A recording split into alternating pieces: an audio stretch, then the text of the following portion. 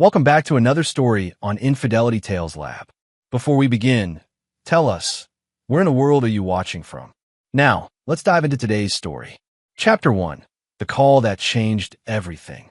The satellite phone crackled to life in a makeshift command center deep within the Afghan mountains. Staff Sergeant Christoph Kruger wiped the sweat and dust from his brow as he answered, expecting another mission briefing from command. Instead, a nervous female voice filled the encrypted line. "Mr. Kruger? This is Mrs. Helen Waller from Riverside Elementary. I'm calling about your daughter, Lily." Christoph's blood ran cold.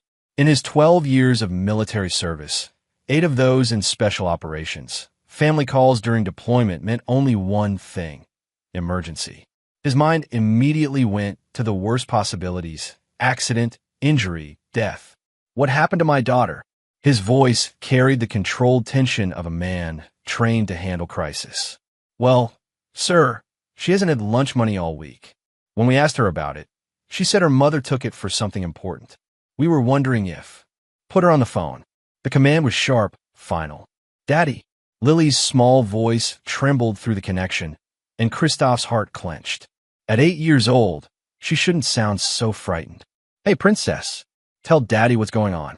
Mommy took my lunch money, and when I asked for it back, Vernon got mad. He said I was being selfish."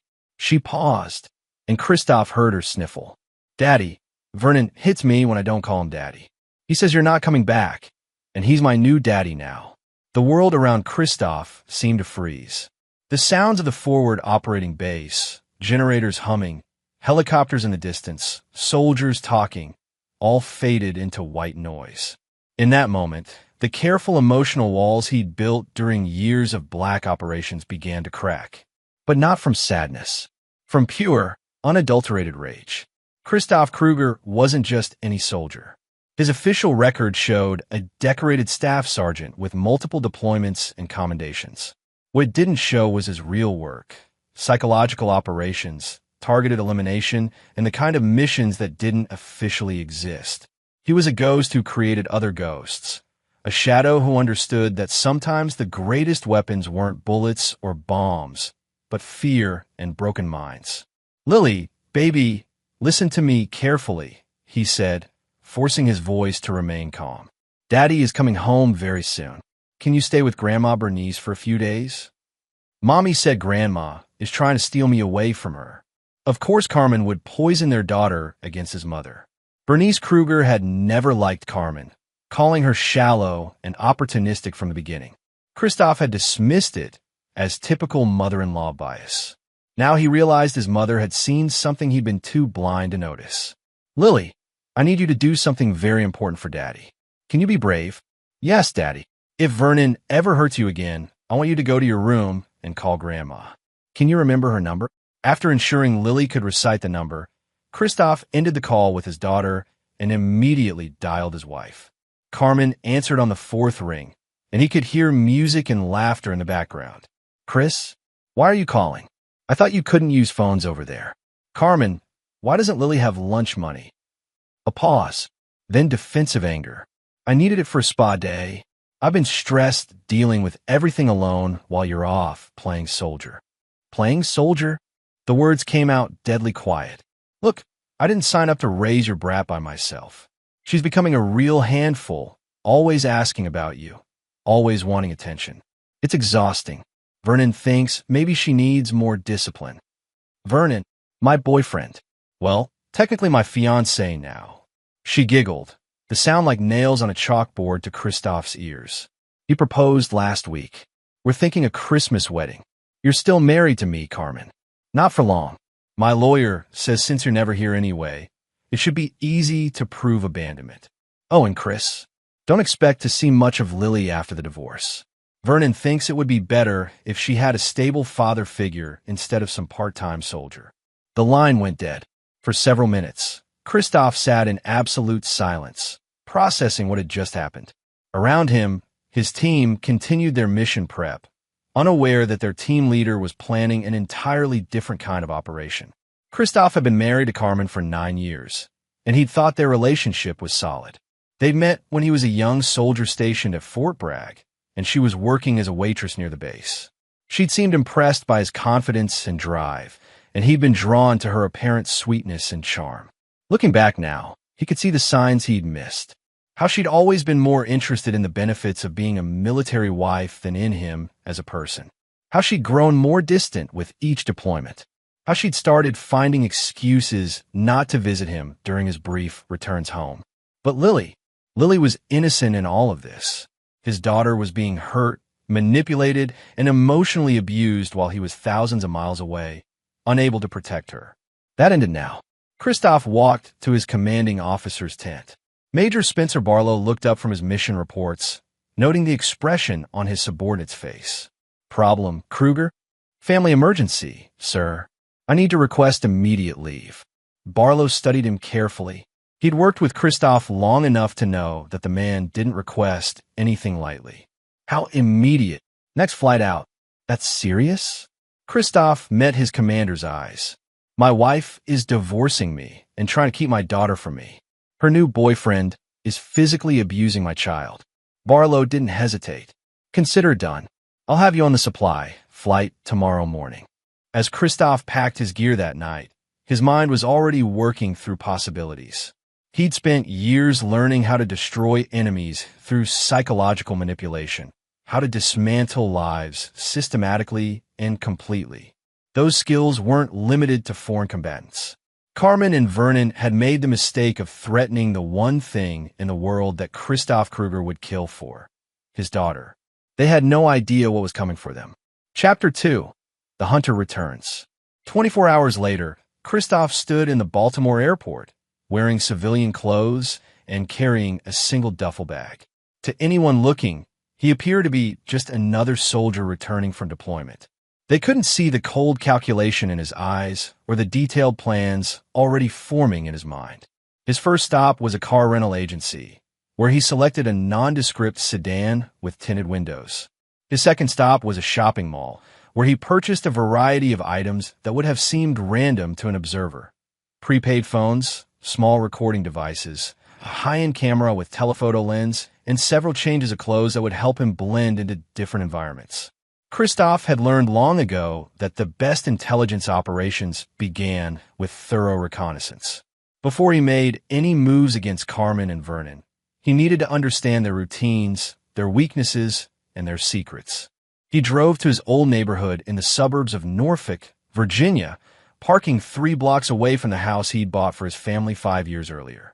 Using the telephoto lens, he began surveillance of his own home. The house looked different. Carmen had clearly redecorated, and there was a black pickup truck in the driveway that he didn't recognize. Through the windows, he could see movement, his wife and a man he assumed was Vernon. For 2 hours, Christoph watched and photographed. At 3:15 p.m., a school bus stopped in front of the house, and Lily stepped off.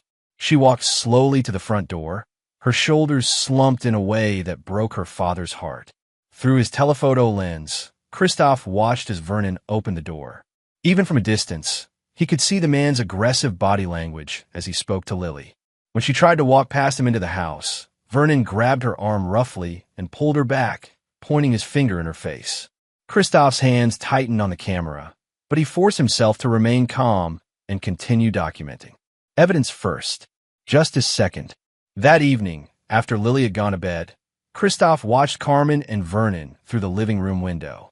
They were drinking wine and laughing, completely oblivious to the predator studying them from the shadows. Vernon Waters was exactly what Christoph had expected. Mid-30s, average height, soft around the middle from too much beer and too little exercise. He wore expensive clothes and drove an expensive truck, but everything about him screamed insecurity.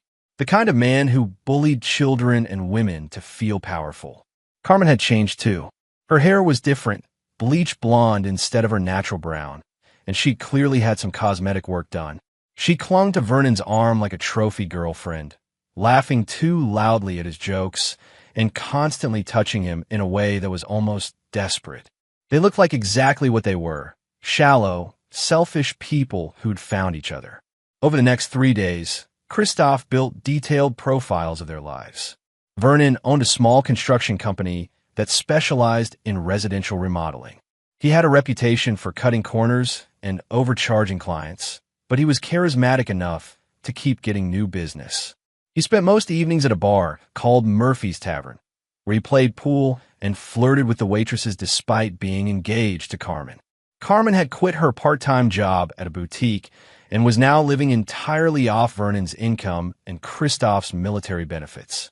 She spent her days shopping, getting spa treatments, and meeting with her divorce lawyer, a sleazy ambulance chaser named Ray Kemp who specialized in taking military men to the cleaners. But most importantly, Christophe learned their schedule. Vernon left for work at 7 a.m. every morning. Carmen dropped Lily off at school at 8:15, then usually went to the gym or shopping until mid-afternoon. Lily walked home from school and was often alone with Vernon for 2 hours before Carmen returned. It was during one of these surveillance sessions that Christophe witnessed what would fuel his plans for revenge. He was positioned in his car across from the elementary school when Lily's bus arrived. Instead of the usual drooping shoulders, his daughter ran excitedly toward the house, clutching what looked like an art project. She burst through the front door with genuine joy for the first time since Christophe had been watching. Through his telephoto lens, he saw Vernon meet her at the door. Lily held up her artwork, a drawing that said, "My family," across the top. Even from a distance, Christophe could see that she'd drawn 3 figures: herself, a woman labeled Mommy, and a man in military uniform labeled Daddy. Vernon snatched the paper from her hands, looked at it, and tore it in half. Then he grabbed Lily by the shoulders and shook her, his face red with anger. When she started crying, he slapped her across the face hard enough that she fell to the ground. Christophe was out of his car and halfway across the street before his training kicked in. He forced himself to stop, to think, to plan. Charging in now would accomplish nothing except alerting them to his presence and potentially losing him access to his daughter permanently. But as he watched Vernon drag his crying daughter into the house and slam the door, Christophe made a decision that would reshape 3 lives forever. Vernon Waters was going to suffer in ways he couldn't imagine. And Carmen. Carmen was going to learn what happened to people who threatened Christophe Kruger's family.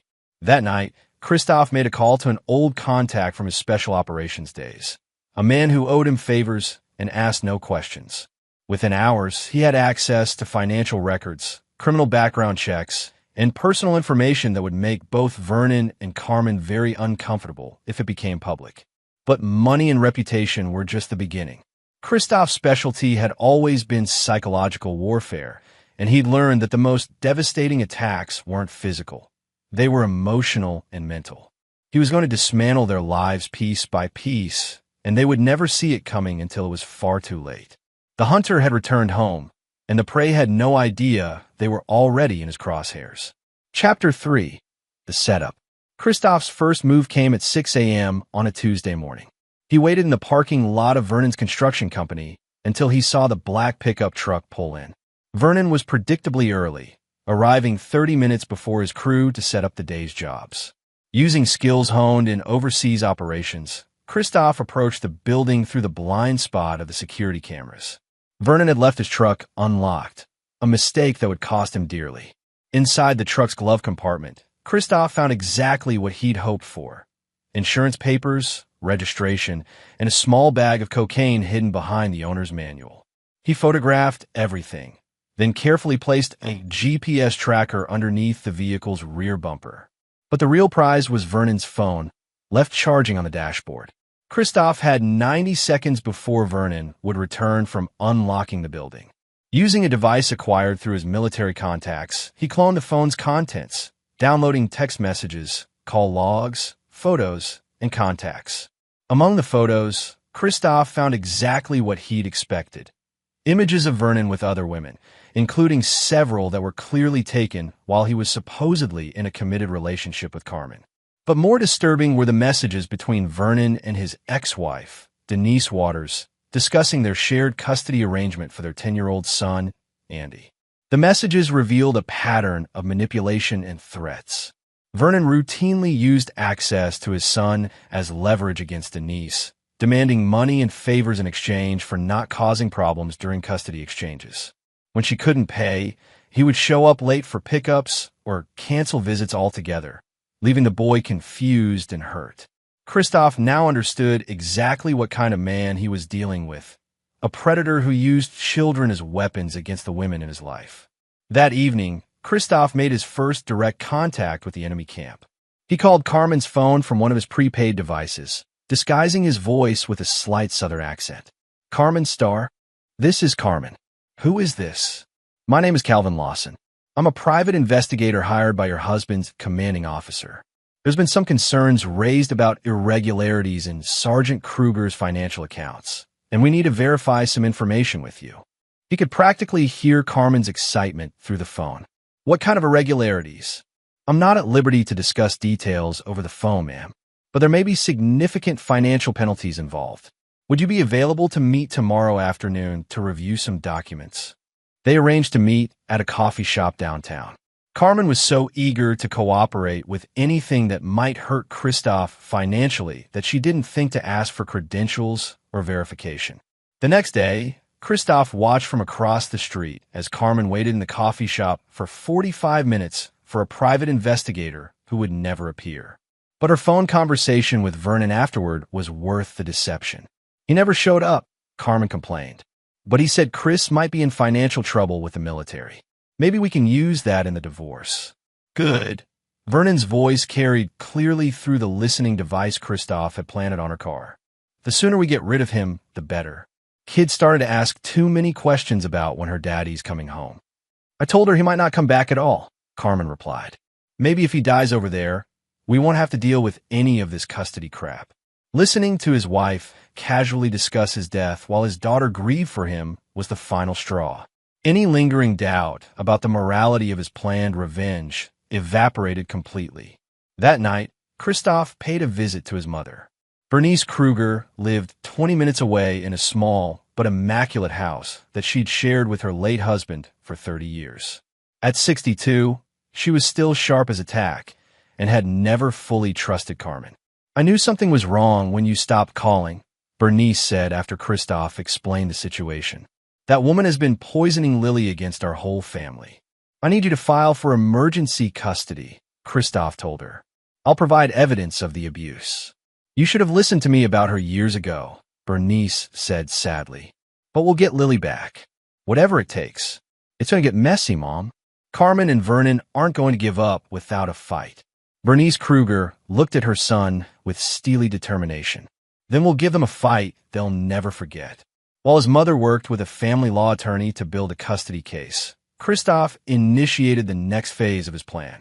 Using the financial information he'd gathered, he discovered that Vernon's construction company was operating with several expired licenses and had been cited multiple times for safety violations. A few anonymous tips to the appropriate regulatory agencies would shut down Vernon's business within weeks, but Christoph wanted something more devastating than mere financial hardship. He wanted to destroy Vernon's reputation, his relationships, and his sense of security. He wanted the man who had hurt his daughter to understand what real fear felt like. The plan he devised was elegant in its simplicity and brutal in its execution. Over the next 2 weeks, he would systematically dismantle every aspect of Vernon and Carmen's lives, while simultaneously building an ironclad case for custody of his daughter. Phase 1 involved Vernon's ex-wife, Denise. Using the information gathered from Vernon's phone, Christoph reached out to her through a mutual acquaintance, another military wife who had once been friends with Carmen. Denise Waters was bitter, angry, and eager for revenge against her ex-husband. When presented with evidence of Vernon's current manipulation tactics and threats regarding their son, she immediately agreed to cooperate with any plan that would remove Vernon from Andy's life permanently. That bastard has been using our son as a weapon for 3 years, Denise told Christoph during their clandestine meeting. I've been documenting everything, but I needed more evidence to convince a judge. I can give you more evidence than you'll know what to do with, Christoph assured her. Phase 2 involved Carmen's divorce lawyer, Ray Kemp. The sleazy attorney had made a career of bleeding military families dry, but he'd also made plenty of enemies along the way. Christoph's research revealed that Kemp had several pending ethics violations and at least 3 former clients who were willing to testify about his incompetence and borderline criminal behavior. A few strategic conversations with the right people would ensure that Kemp's license was under review just as Carmen needed him most. But the centerpiece of Christoph's revenge was Phase 3, a carefully orchestrated campaign of psychological warfare that would leave Vernon paranoid, isolated, and desperate. It would begin with small things, tools missing from his job sites, anonymous calls to his clients suggesting problems with his work, subtle signs that someone was watching him. Vernon would initially dismiss these incidents as coincidence or bad luck. Then the pressure would increase. Photographic evidence of his affairs would find their way to Carmen. Evidence of his drug use would reach his parole officer from a previous arrest.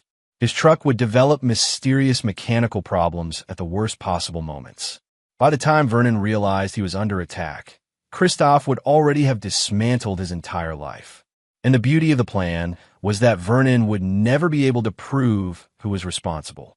As Christoph finalized the details of his revenge, he allowed himself one moment of satisfaction. Carmen and Vernon had thought they could steal his daughter and destroy his family while he was deployed, believing he was powerless to stop them. They were about to learn that Christoph Kruger was never powerless. He was just patient. The war was about to begin, and only one side knew they were fighting. Chapter 4. First Strike. The attack began on a Monday morning with surgical precision. Vernon arrived at his first job site to find that someone had vandalized his truck overnight. All 4 tires slashed, windows smashed, and paint keyed along both sides. The damage totaled nearly $3,000, and his insurance company informed him it would take weeks to process the claim. Probably some punk kids, the police officer taking the report suggested. We've had a lot of vandalism in this area lately. But Christoph wasn't done. While Vernon dealt with police and insurance companies, anonymous tips reached 3 different city agencies. By noon, inspectors were swarming Vernon's active job sites, finding violations that would shut down 2 major projects indefinitely. This doesn't make sense, Vernon complained to Carmen that evening. Everything was fine last week. Now, suddenly everyone's giving me problems. Carmen was too distracted by her own crisis to offer much sympathy.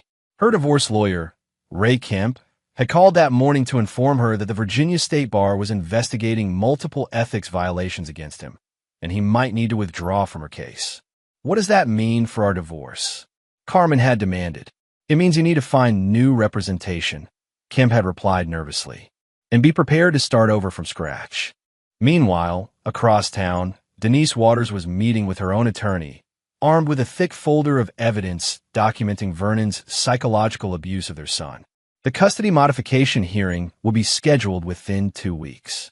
But Christoph's most satisfying victory came that afternoon when he drove to Lily's school.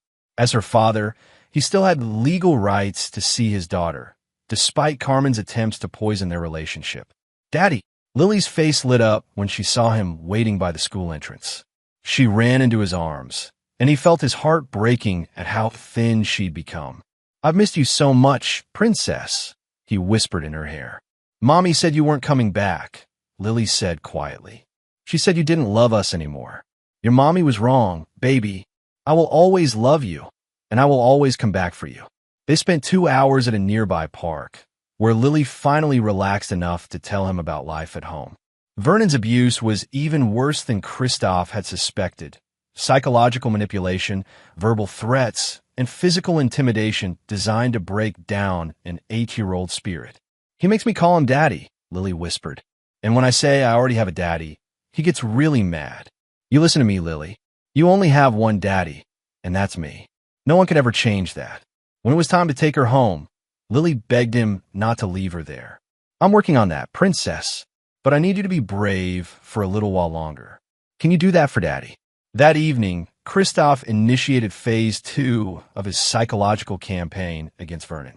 Using skills learned in military intelligence, he began a systematic surveillance program designed to make Vernon feel constantly watched. It started subtly, a car parked across from his house for an hour each night, always in a different location, but always visible from Vernon's bedroom window. Anonymous calls to his cell phone at random hours, hanging up as soon as he answered. Small items moved or missing from his truck when he left it parked outside bars or restaurants. By Wednesday, Vernon was already showing signs of paranoia. He'd started checking his rearview mirror constantly while driving and had installed new locks on his house. "I think someone's following me," he told Carmen nervously. "You're being ridiculous," she replied, but Christoph could hear the doubt in her voice through the listening devices he'd planted. Thursday brought a new escalation. Vernon arrived at work to find that someone had broken into his office trailer and gone through his files. Nothing appeared to be missing, but sensitive client information had been photographed and copied. The police were called again, but with no witnesses and no evidence, there was little they could do except file another report.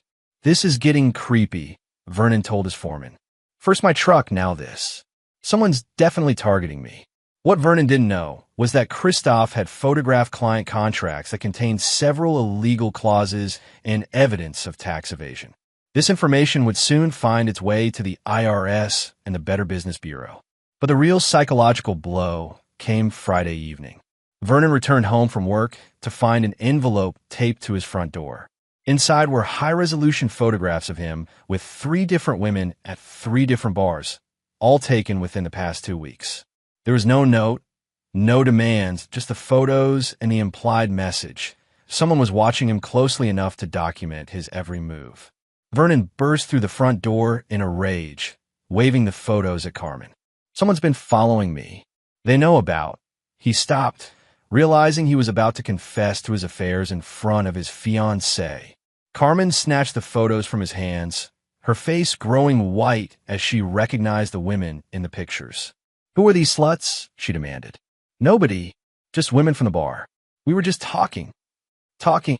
Carmen's voice rose to a shriek. "You're buying them drinks and feeling them up, and you call that talking?" The fight that followed was spectacular.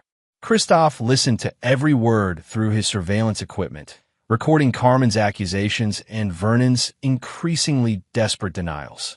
By Saturday morning, Carmen had thrown Vernon out of the house. He was staying at a cheap motel, paranoid and isolated, while she was consulting with a new divorce attorney about her options.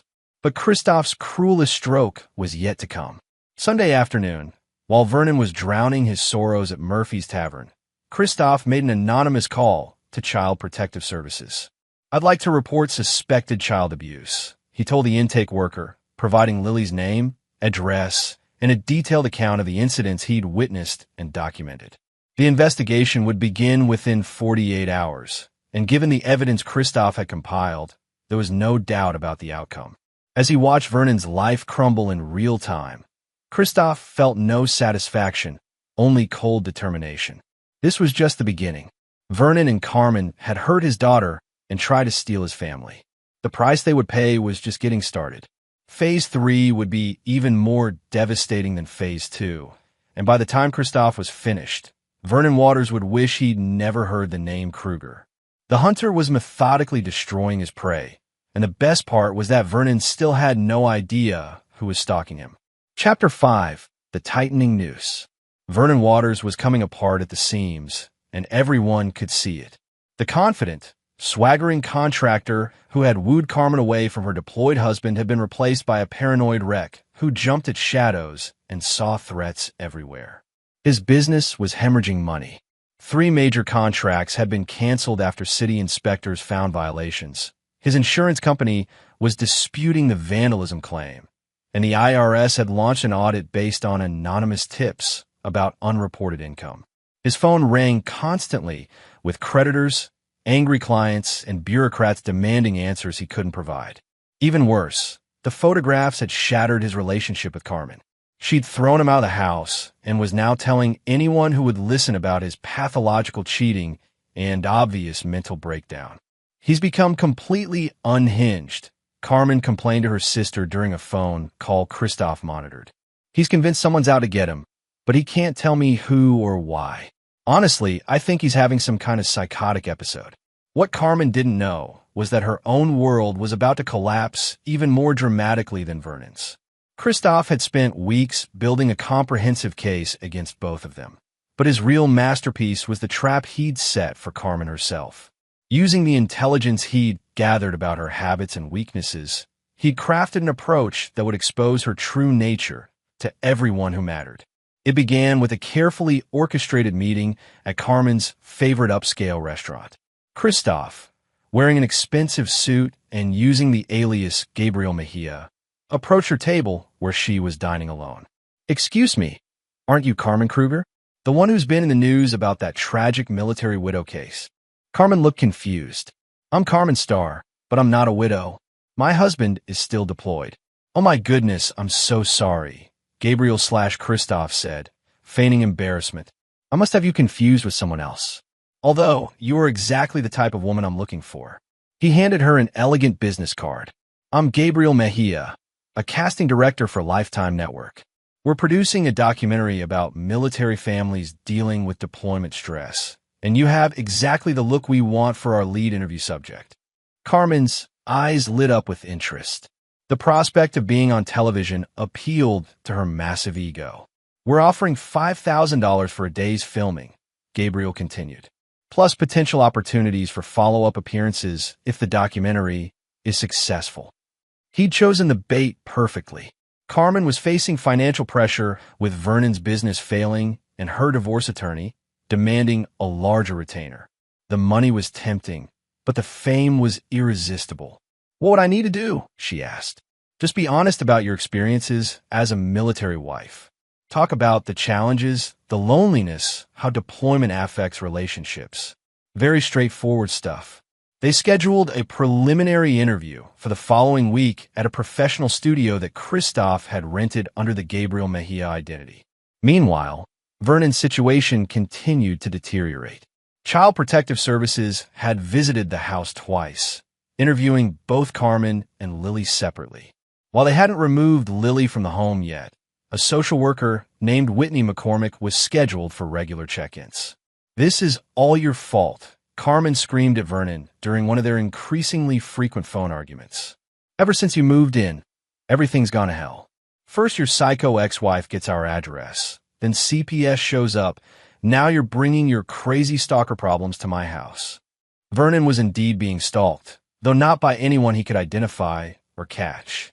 Christoph had enlisted the help of 3 other special operations veterans, Spencer Barlow, Hector Tuttle, and Melvin Vincent, who were all on leave and happy to help a brother in arms settle scores with someone who abused children. The 4-man team took turns conducting surveillance on Vernon, ensuring he was never truly alone but never able to identify his watchers. They followed him to bars, job sites, and his cheap motel, always staying just visible enough to maintain his paranoia. "I'm telling you, it's the same guys," Vernon insisted to anyone who would listen. 3 or 4 different men, always watching me. This isn't random." But when he called the police, they found no evidence of stalking. The men were always in public places where they had every right to be, never approaching or threatening him directly. The psychological pressure was exactly what Christoph had intended. Vernon was drinking more, sleeping less, and making increasingly erratic decisions that pushed away the few friends and business contacts he had left. The breakthrough Christoph had been waiting for came on a Thursday evening. Vernon, drunk and desperate, called his ex-wife Denise in violation of their custody agreement. "This is all your fault," he shouted into the phone. "You set them on me. You hired people to destroy my life." "I don't know what you're talking about," Denise replied calmly, recording the conversation as her lawyer had advised. "But if you call here again, I'm notifying the police. I'll take Andy away from you," Vernon threatened. "I'll tell the court you're an unfit mother. The call ended when Denise hung up, but the damage was done. Vernon had just provided evidence of harassment and threats that would ensure he lost all custody rights to his son. Meanwhile, Christoph's trap for Carmen was entering its final phase. She arrived at the rented studio precisely on time, dressed in her most expensive outfit and clearly excited about her television debut. "The cameras are already rolling," Gabriel/Christoph explained, "so we can capture natural reactions. Just relax and be honest." For 45 minutes, Carmen talked freely about her life as a military wife. But as Christoph had anticipated, her narcissism and need for attention led her to reveal far more than she intended. "Honestly, I think military wives like me are heroes too," she said earnestly. "We sacrifice just as much as the soldiers do, maybe more. I mean, they chose to join the military. We didn't choose to be left alone for months at a time. When asked about her current situation, Carmen painted herself as a victim of abandonment and abuse. My husband changed after his deployments, she lied smoothly. He became distant, cold, almost abusive. I tried to make it work for our daughter's sake, but eventually I had to protect myself and Lily from his anger. The fictional narrative continued, with Carmen describing Vernon as a lifeline who had saved her and Lily from a dangerous situation. Vernon is wonderful with Lily, she claimed. He's been more of a father to her in 6 months than Chris was in 8 years. But the real revelations came when Carmen thought the interview was over. As Christoph pretended to pack up equipment, Carmen chatted casually about her plans. The divorce should be final soon, she said. My lawyer thinks I can get full custody plus alimony and child support. Chris will probably never see Lily again, which is honestly better for everyone. When asked about Vernon's recent problems, Carmen laughed dismissively. He's been acting paranoid lately, claiming someone's following him. Honestly, I think the stress of taking on a ready-made family is getting to him. He might not be husband material after all. She paused, then added with shocking callousness.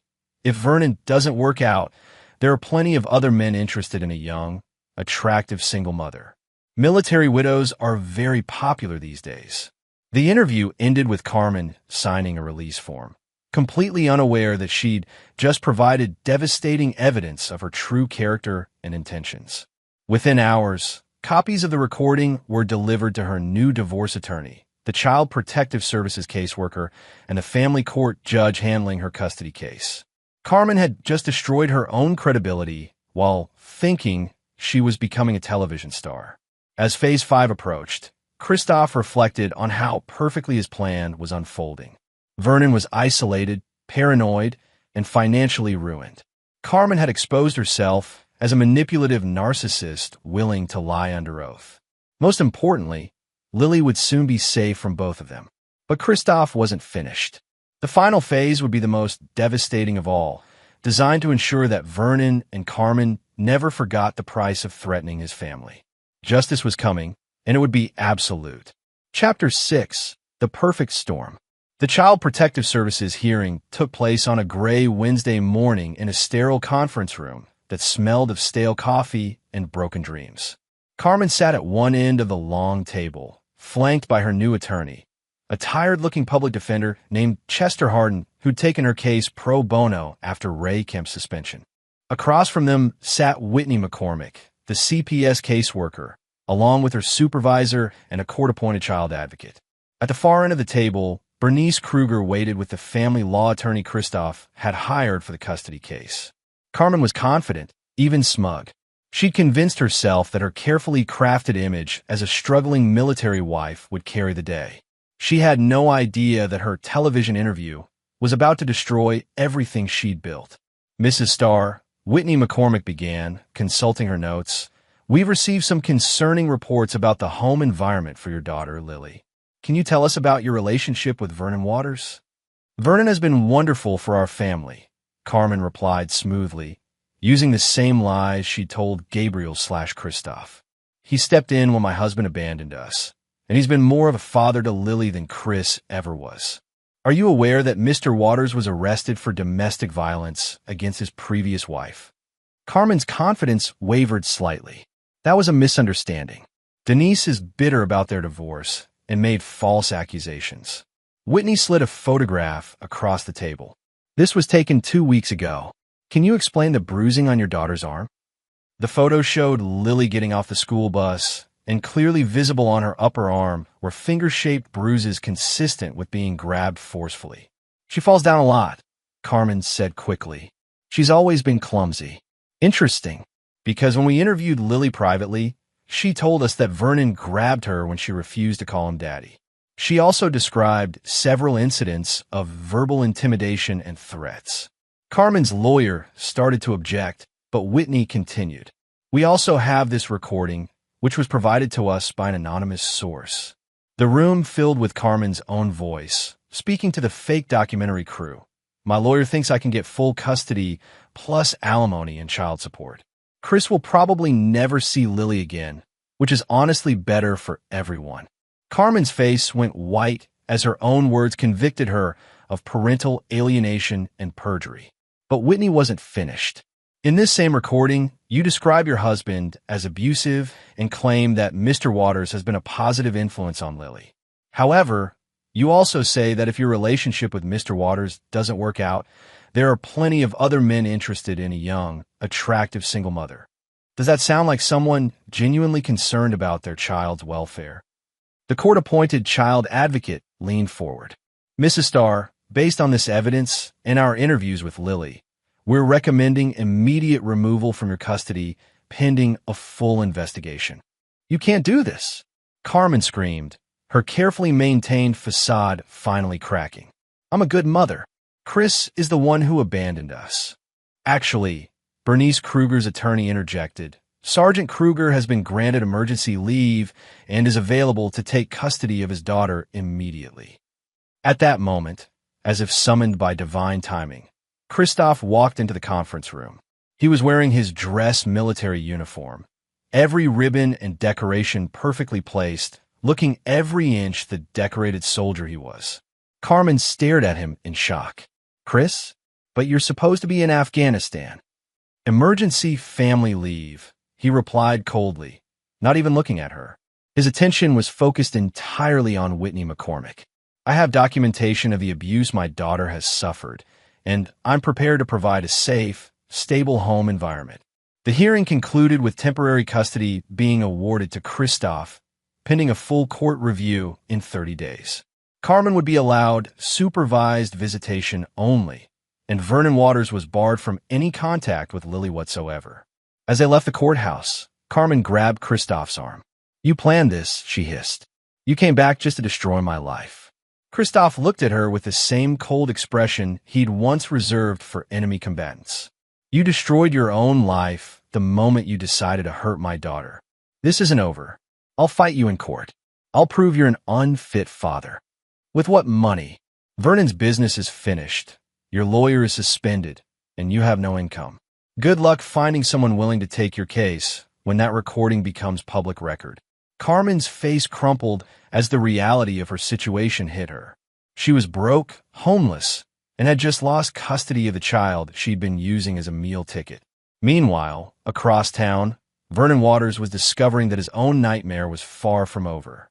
He'd managed to secure one final construction job, a small bathroom renovation that would barely cover his mounting debts.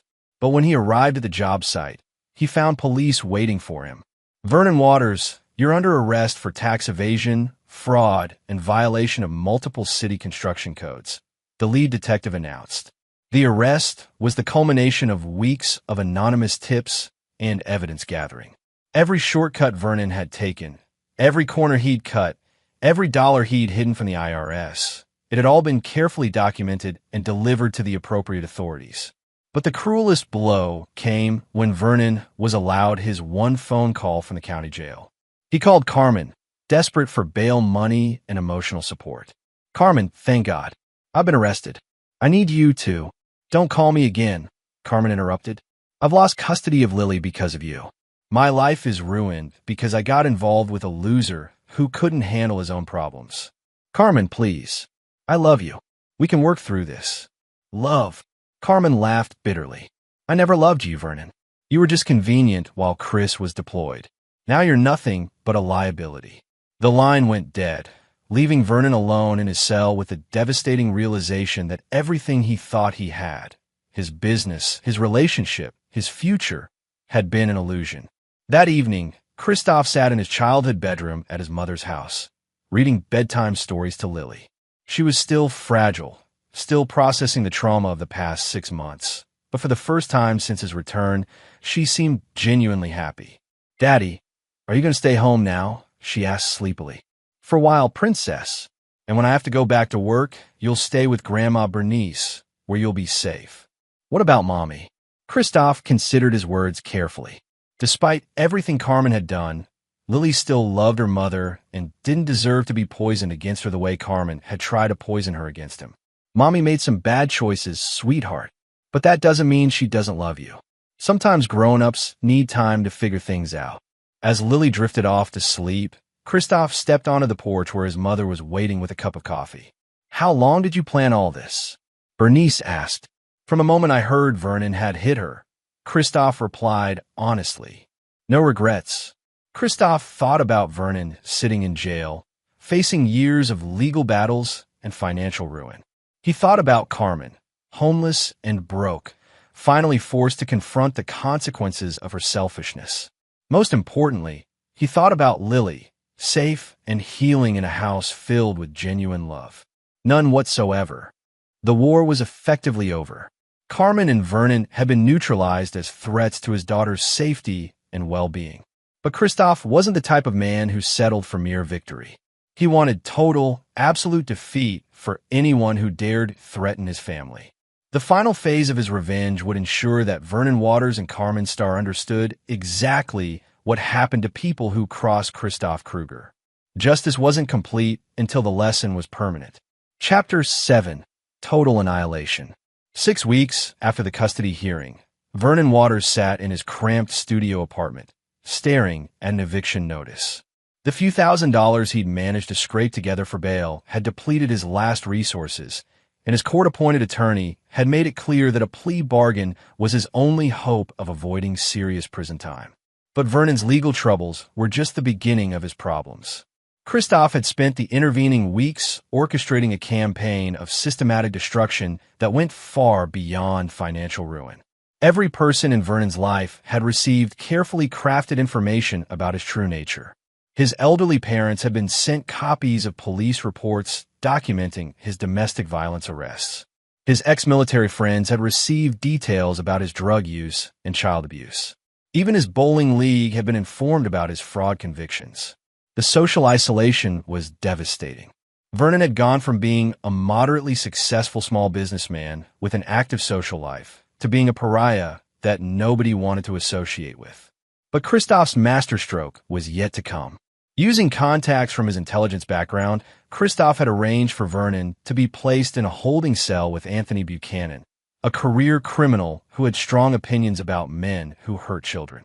Anthony had been given very specific information about Vernon's crimes against Lily. "You the guy who beats up little girls?" Anthony asked during Vernon's third night in jail. "I never beat anyone," Vernon protested weakly. "That's not what I heard. I heard you like to smack around 8-year-old kids who won't call you daddy." The beating that followed left Vernon with 2 cracked ribs, a broken nose, and a deep understanding that his reputation had preceded him into the criminal justice system. When he was finally released on bail, Vernon discovered that his problems extended far beyond jail. Someone had been very busy destroying every aspect of his former life. His apartment had been burglarized, with thieves taking his television, computer, and anything else of value. The police report was filed, but nothing would ever be recovered. His truck, already damaged from the initial vandalism, had suffered additional accidents. Brake lines had been cut, the transmission had been sabotaged, and the engine had been filled with sand. The insurance company was now refusing to pay any claims, citing suspicious circumstances. Most devastatingly, someone had contacted every woman Vernon had ever dated, including the ones he'd cheated with during his relationship with Carmen. Each had received photos and evidence of his infidelity, along with details about his arrests and financial problems. "You're a lying, cheating scumbag," his most recent conquest, Stephanie Newman, told him when he tried to call. "And apparently you beat up kids too. Don't ever contact me again." The isolation was complete. Vernon had no money, no transportation, no friends, and no prospects for rebuilding any aspect of his life. Meanwhile, Carmen was discovering that her own situation was equally hopeless. The fake documentary interview had been edited into a devastating highlight reel that showcased her narcissism, lies, and callous disregard for her daughter's welfare.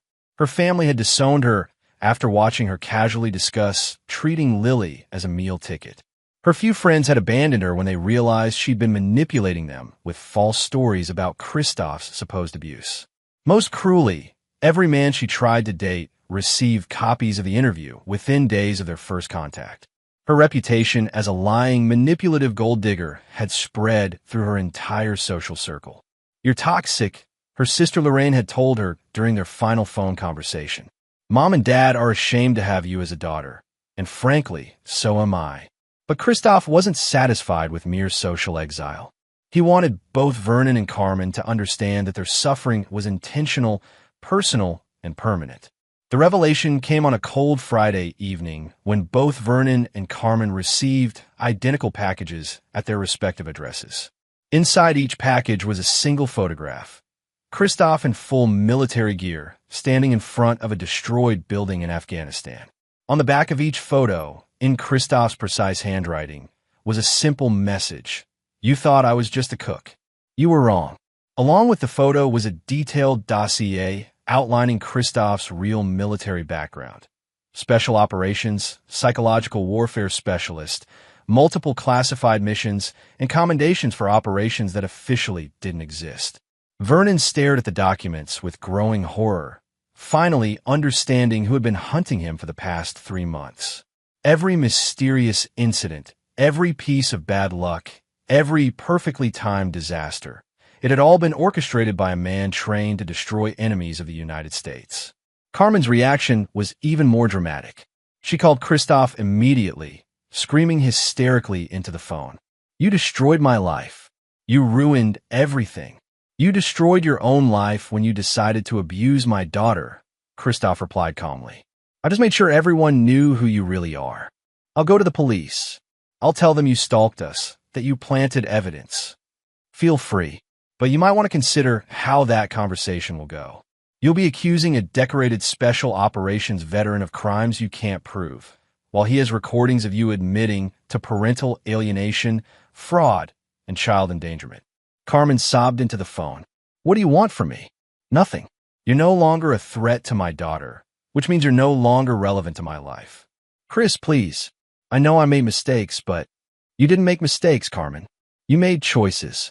You chose to betray your marriage, abandon your daughter, and align yourself with a man who abused children.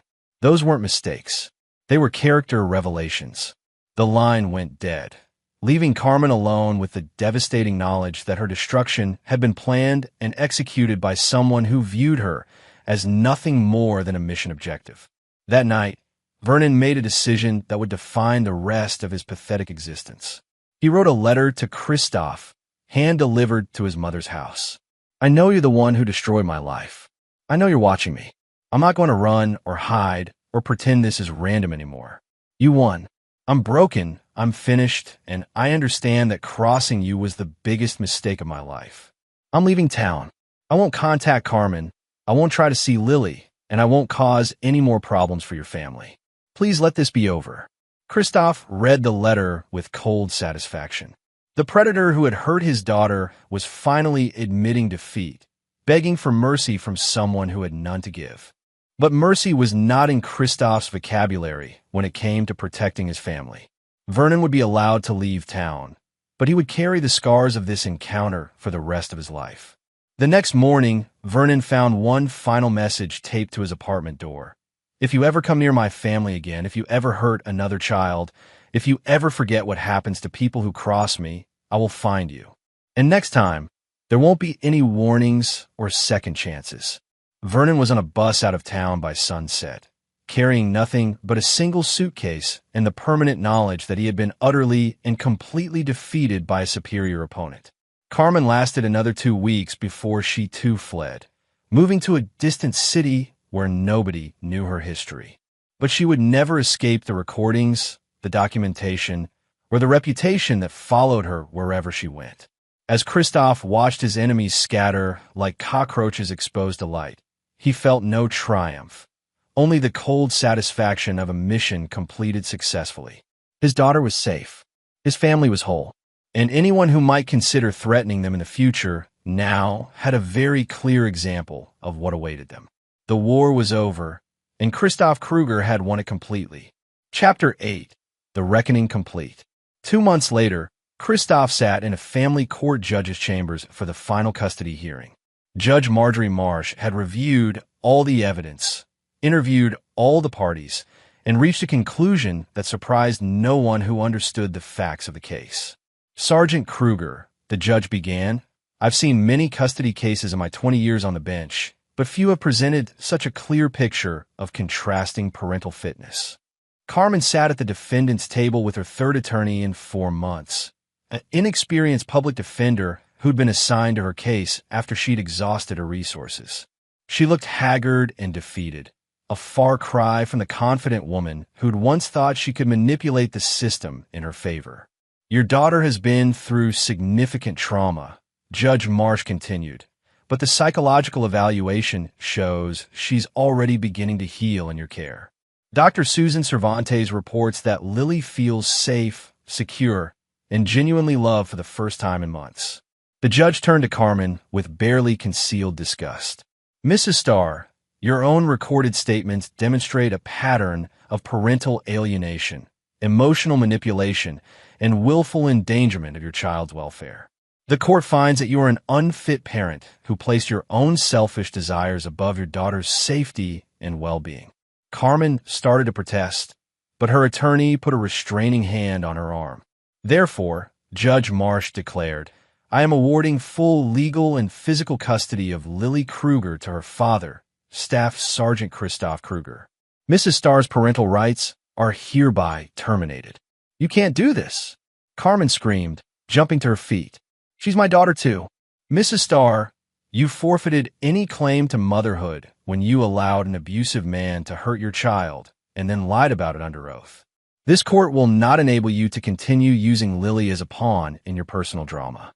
Security guards moved forward as Carmen continued to shout threats and accusations, but Christoph barely registered the commotion. His attention was focused on the official documents that granted him everything he'd been fighting for, complete control over his daughter's life and future.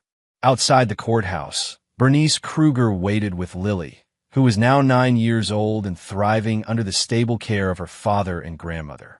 She'd gained weight, her nightmares had stopped, and she was excelling in her new school. How did it go, Daddy? Lily asked as they walked to the car. You're staying with me forever, Princess. No one can ever take you away again. That evening, as Lily played in the backyard with the new puppy Christoph had bought her, he reflected on the total victory he'd achieved. Carmen's parental rights were terminated. Vernon was a broken man living in another state, and his daughter was safe from both of them permanently. But Christoph's greatest satisfaction came from knowing that both Carmen and Vernon would carry the scars of their encounter with him for the rest of their lives. Vernon had indeed left town, but Christoph's network of contacts ensured that his reputation followed him wherever he went. Every job application was met with mysterious rejections. Every attempt to rent an apartment resulted in sudden unavailability. Every woman he tried to date somehow learned about his history with disturbing detail. Vernon Waters had become a ghost, living on the margins of society, forever looking over his shoulder and remembering the man who had systematically destroyed his life as punishment for hurting a child. Carmen's fate was arguably worse. She'd moved to Phoenix, hoping to start fresh, but the internet was forever. Her fake documentary interview had been uploaded to social media platforms where it accumulated millions of views and thousands of comments expressing disgust at her narcissism and cruelty. Every potential employer who Googled her name found the video. Every man who showed interest in dating her received anonymous messages with links to her greatest hits. She'd become a cautionary tale, a viral example of what happened to bad mothers who abandoned their children. More importantly, both Carmen and Vernon now understood that Christoph Kruger was not a man who forgave, forgot, or moved on. He was a predator who eliminated threats to his family with surgical precision and permanent effectiveness. 6 months after the final court hearing, Christoph received a letter forwarded through military channels. It was from Vernon, postmarked from a small town in Montana. I think about what you did to me every day. I understand now that you could have killed me instead of just destroying my life, and maybe I should be grateful for your restraint. I will never forget the lesson you taught me, and I will never threaten another child as long as I live. I hope someday you can find it in your heart to call us even. Christoph read the letter once, then fed it into his paper shredder. Vernon still didn't understand the fundamental truth about the kind of man he'd crossed. Christoph Kruger didn't do even. He did complete victory or total destruction, with no middle ground. Carmen had never written, never called, never attempted any contact since the termination of her parental rights. According to the private investigator Christoph, still employed to monitor her activities, she was working as a waitress in Phoenix, living alone in a studio apartment, and had become something of a local joke among the dating scene there. She'd learned her lesson the hard way. Some men were not safe to betray. As Christmas approached, Christoph watched Lily help her grandmother decorate the tree. She was happy, healthy, and secure in the knowledge that she was loved unconditionally by people who would protect her no matter what. "Daddy," Lily said, hanging a handmade ornament on a low branch, "do you think Mommy misses me?" It was a question she asked occasionally, and Christoph always answered it honestly but gently. "I think she probably does, sweetheart.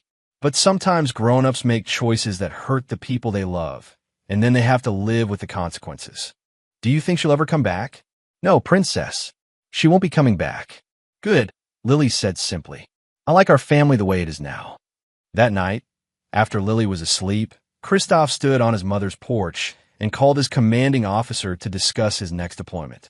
He'd been on emergency leave for 6 months, and it was time to return to his real work. "The situation here is resolved, sir," he reported. "My daughter is safe and in permanent custody. I'm ready to return to active duty." "Outstanding, Kruger. We've got a situation in Eastern Europe that could use your particular skill set." As Christoph planned his return to military service, he felt the satisfaction of a mission completed flawlessly. He'd identified threats to his family, neutralized them completely, and ensured they could never pose a danger again. Carmen and Vernon had learned what happened to people who threatened Christoph Kruger's family. They'd been systematically destroyed, physically and psychologically, in a campaign of revenge that left no room for mercy or second chances. More importantly, anyone else who might consider hurting his daughter now had a very clear example of the consequences they would face. Christoph Kruger was many things: soldier, father, protector. But above all, he was a man who understood that some threats required permanent solutions. The war was over, and he had won it completely. Chapter 9. New Beginnings, Old Warnings. 5 years had passed since the custody battle, and Lily Kruger was now 14 years old, a confident, intelligent young woman who bore no resemblance to the frightened, broken child she'd once been. She excelled in school, played volleyball, and had never once asked to see her mother or Vernon again. Christoph had completed 2 more deployments during those years, but he'd also made a decision that prioritized his role as a father. He transitioned from active special operations to a training position at Fort Bragg, allowing him to be present for the important moments in Lily's life while still serving his country. "Dad, there's something I need to tell you," Lily said one evening as they sat on the porch of their new house. A modest but comfortable home in a good school district where Lily had made genuine friends and found stability. Christoph looked up from a military manual he'd been reviewing. At 38, he was still the same dangerous man who destroyed Carmen and Vernon, but fatherhood had softened some of his edges. "What's on your mind, princess?" "Carmen contacted me." The temperature on the porch seemed to drop 10 degrees. Christoph's expression didn't change, but Lily had inherited enough of his intelligence to recognize the stillness that meant her father was calculating threats. "Ow!" His voice was perfectly calm, but Lily heard the controlled danger beneath it. "Social media. She found my Instagram account and sent me a message saying she was my real mother and that you'd stolen me from her with lies." Christoph's hands remained steady, but his mind was already working through contingencies. Carmen's parental rights had been terminated, and any attempt to contact Lily violated multiple court orders. "What did you tell her?" "Nothing. I blocked her immediately and took screenshots of everything she sent." Lily pulled out her phone and showed him the messages. "Dad, I remember everything that happened when I was little. I remember how she chose Vernon over me, how she let him hurt me, how she said terrible things about you." Carmen's messages were pathetic attempts at manipulation, trying to paint herself as a victim who'd been tricked by evil lawyers and a vindictive ex-husband. She claimed to have changed and deserved a chance to rebuild their relationship. "I'm proud of you for handling this correctly," Christoph told his daughter. And I want you to know that you never have to see or speak to that woman again if you don't want to. I don't want to, Lily said firmly. You and Grandma Bernice are my family. Carmen is just someone who gave birth to me. That evening, after Lily had gone to bed, Christoph made a phone call to his private investigator, the same one who'd been monitoring Carmen's activities for the past 5 years. She's in Virginia, Ricky Stratton reported. Moved back about 2 months ago. She's been asking around about you and Lily, trying to find out where you live. Any indication she's planning something beyond social media contact? She's been talking to a legal aid attorney about challenging the termination of her parental rights. Claims she was coerced into signing papers she didn't understand. Christoph wasn't surprised. Carmen had always been delusional about her own culpability, and 5 years of failure and isolation had probably convinced her that her problems were someone else's fault. I'll take care of it, Christoph said. The next morning, Carmen Starr was surprised to find a familiar figure waiting in the parking lot of the diner where she worked her morning shift. Christoph leaned against his truck, looking exactly as dangerous as he had the day he destroyed her life 5 years earlier. Hello, Carmen. She froze, her face cycling through fear, anger, and desperate hope. Chris, I've been trying to reach you. I know we had problems before, but I've changed. I want to see my daughter. Your daughter? Christoph's voice carried the same deadly calm that had once preceded the destruction of her entire world. You don't have a daughter. Your parental rights were terminated 5 years ago. That was a mistake. I was manipulated by lawyers, and you were recorded admitting that you viewed Lily as a meal ticket and hoped I would die in combat, so you wouldn't have to deal with custody issues. There was no manipulation, Carmen. Just truth. Carmen's desperation overrode her fear. I have rights. I'm her biological mother. You have no rights. You forfeited them when you chose an abusive boyfriend over your child's safety. I'll fight you in court again. I'll prove you poison her against me. Christoph stepped closer, and Carmen instinctively backed away. Even after 5 years, her body remembered what this man was capable of. Let me explain something to you very clearly, he said quietly. Lily is 14 years old now. She remembers everything that happened. She remembers you taking her lunch money for spa treatments.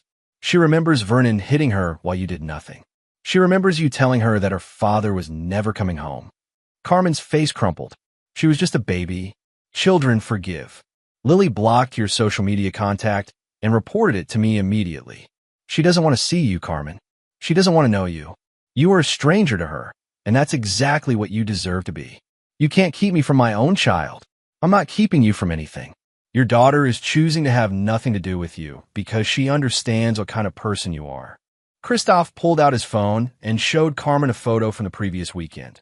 Lily laughing with friends at a volleyball tournament, healthy and confident and surrounded by people who genuinely cared about her. This is what she looks like now, he said. Happy, successful, loved. Everything she never was when she was with you. Carmen stared at the photo with a mixture of longing and jealousy. She's beautiful. She's everything you could never be. Honest, loyal, and genuinely caring about other people. Chris, please. I know I made mistakes, but this is the only warning you're going to get, Christoph interrupted. Stay away from my daughter. Don't contact her. Don't try to see her. Don't ask other people about her. If you violate the court order again, if you cause her even a moment of distress, I will remind you why you spent 5 years running from your own shadow. Carmen looked into his eyes and saw the same cold calculation that had orchestrated her complete destruction years earlier.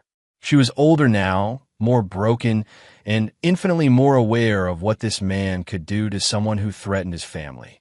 I understand, she whispered. Do you? Because 5 years ago, you thought you understood too. You thought I was just a deployed soldier who couldn't protect his family. You were wrong then, and if you test me again, you'll discover that I've only gotten better at what I do. Christoph got back in his truck and drove away, leaving Carmen standing in the parking lot with the devastating knowledge that her daughter was lost to her forever. That evening, Lily found her father in his home office, cleaning his service pistol, a ritual that usually meant he was processing stress or anger. Is everything okay, Dad? Everything's fine, Princess. I just had a conversation with someone who needed to understand some boundaries. Carmen. Christoph looked at his daughter with pride. She was sharp, perceptive, and unafraid to ask direct questions, qualities that would serve her well in life. She won't be bothering you again. Good. I don't want her drama in our lives. 6 months later, Carmen Starr was found dead in her apartment from an apparent drug overdose. The investigation revealed a pattern of prescription pill abuse and alcohol dependency that had accelerated after a failed attempt to reconnect with her daughter. Christoph felt no satisfaction at the news, only the cold closure of seeing a threat permanently neutralized.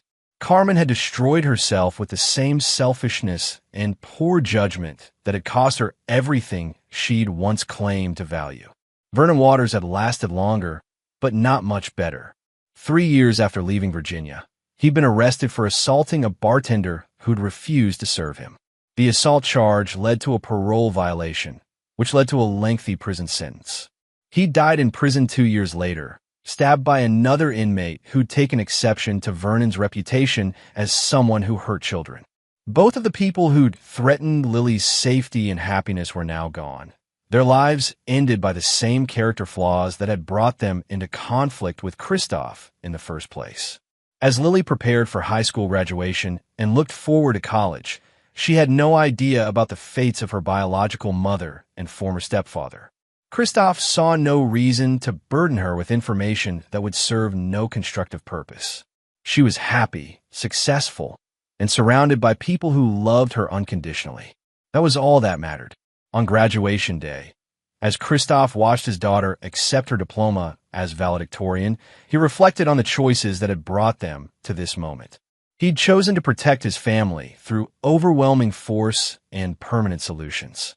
Some people might call his methods extreme, but those people had never watched their child suffer at the hands of cruel, selfish adults. Lily hugged him after the ceremony, holding her diploma and smiling with genuine joy. "Thank you for everything, Dad. For protecting me, for believing in me, for never giving up on our family. I'll always protect you, Princess, no matter what it takes." As they drove home from graduation, Christoph allowed himself a moment of satisfaction. His daughter was safe, his enemies were defeated, and anyone who might consider threatening his family in the future had been given a very clear demonstration of the consequences they would face. Christoph Kruger was many things: soldier, father, guardian. But above all, he was a man who understood that some people forfeited their right to mercy the moment they chose to hurt innocent children. The war had been won completely, and the peace that followed was built on the permanent defeat of those who dared to threaten what he held most dear. Justice, in the end, was not about forgiveness or second chances. Sometimes it was about making sure that bad people faced consequences severe enough to deter anyone else from making the same mistakes. Lily was safe, and she would remain safe because her father was the kind of man who never forgot a threat and never forgave an enemy. That was enough. And there you have it. Another story comes to an end. What did you think? I'd love to hear your thoughts in the comments below. If you enjoy this story, consider joining our community by subscribing. It means the world to us. For more stories like this one, check out the recommended videos on screen. And I'll see you there. Welcome back to another episode of Infidelity Tales Lab. We're thankful for your continued viewership. Before we begin, tell us, where in the world are you watching from? We love knowing our global reach. Now, let's dive into today's story. Chapter 1, The Collapse. The summer heat pressed down on Maxwell Reed as he finished repairing the custom motorcycle in his garage. At 42, Max had built Reed custom choppers from nothing into the most prestigious motorcycle shop in the Pacific Northwest. His calloused hands bore testament to decades of meticulous work, a stark contrast to the polished business facade he maintained for his high-end clientele. The phone rang, interrupting his concentration. "Mr. Reed?" An unfamiliar voice trembled on the other end. "This is Mercy General Hospital. Your wife has collapsed and been admitted to our ICU. You need to come immediately." Max's heart hammered against his ribs as he dropped everything, barely remembering to lock up before racing to his truck. 15 years of marriage to Adrian flashed through his mind. Their whirlwind romance when she'd walked into his fledgling motorcycle shop, their lavish wedding that had nearly bankrupted him, the birth of their daughter Lily, now 14. The hospital's antiseptic smell assaulted him as he burst through the emergency doors. A nurse with tired eyes intercepted him. "Mr. Reed? I'm Nurse Patel. Your wife is stabilized but unconscious. The doctor is with her now. What happened?" "She was fine this morning." Max's voice cracked despite his attempt to maintain composure. "She appears to have suffered a severe allergic reaction, but we're still running tests." Nurse Patel hesitated. "There's something else. Please, bring your daughter here immediately." "Lily? She's at soccer practice. What does she have to do with this?" The nurse's expression grew guarded. "The doctor believes your daughter may have information relevant to your wife's condition." Confused and increasingly anxious, Max called Lily's coach and arranged to pick her up. During the tense drive back to the hospital, Lily fidgeted nervously, her soccer uniform still grass-stained from practice. "Dad, is Mom going to be okay?" Her voice was small, fragile. "The doctors are doing everything they can, Princess." Max squeezed her hand reassuringly, though dread pooled in his stomach. Upon their return, Nurse Patel led them to a small consultation room where Dr. Alvarez waited, his expression grave. "Mr. Reed, we've determined your wife experienced anaphylactic shock from peanut exposure. Her medical records show no previous allergies." Max frowned. "She doesn't have any allergies that I know of. That's why we asked for your daughter." Dr. Alvarez turned to Lily. "Honey, do you know if your mother takes any medications we should know about?" Lily's face crumpled, tears spilling down her cheeks. "She's not allergic to peanuts," she whispered. "She fakes it whenever Dad's around." The room fell silent as Max stared at his daughter. "What are you talking about?" "She eats peanut butter cups all the time with Uncle Brett when you're not home." Lily's voice trembled. But today she had a real reaction to something else. "Uncle Brett." Max's voice hardened. "You mean Brett Sawyer? My business partner?" Lily nodded, unable to meet her father's eyes. "He comes over a lot when you're away at bike shows." Dr. Alvarez cleared his throat. "Mr. Reed, we found traces of a prescription medication in your wife's system that interacted badly with something she consumed. Do you know if she takes any?" "No," Max said flatly. "I don't know anything about her medications."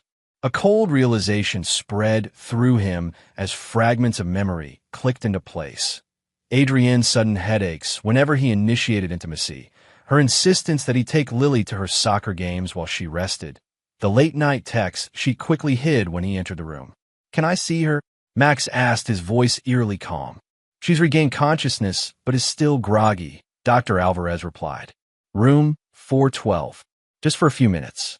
As they approached Adrienne's room, Max paused outside the door.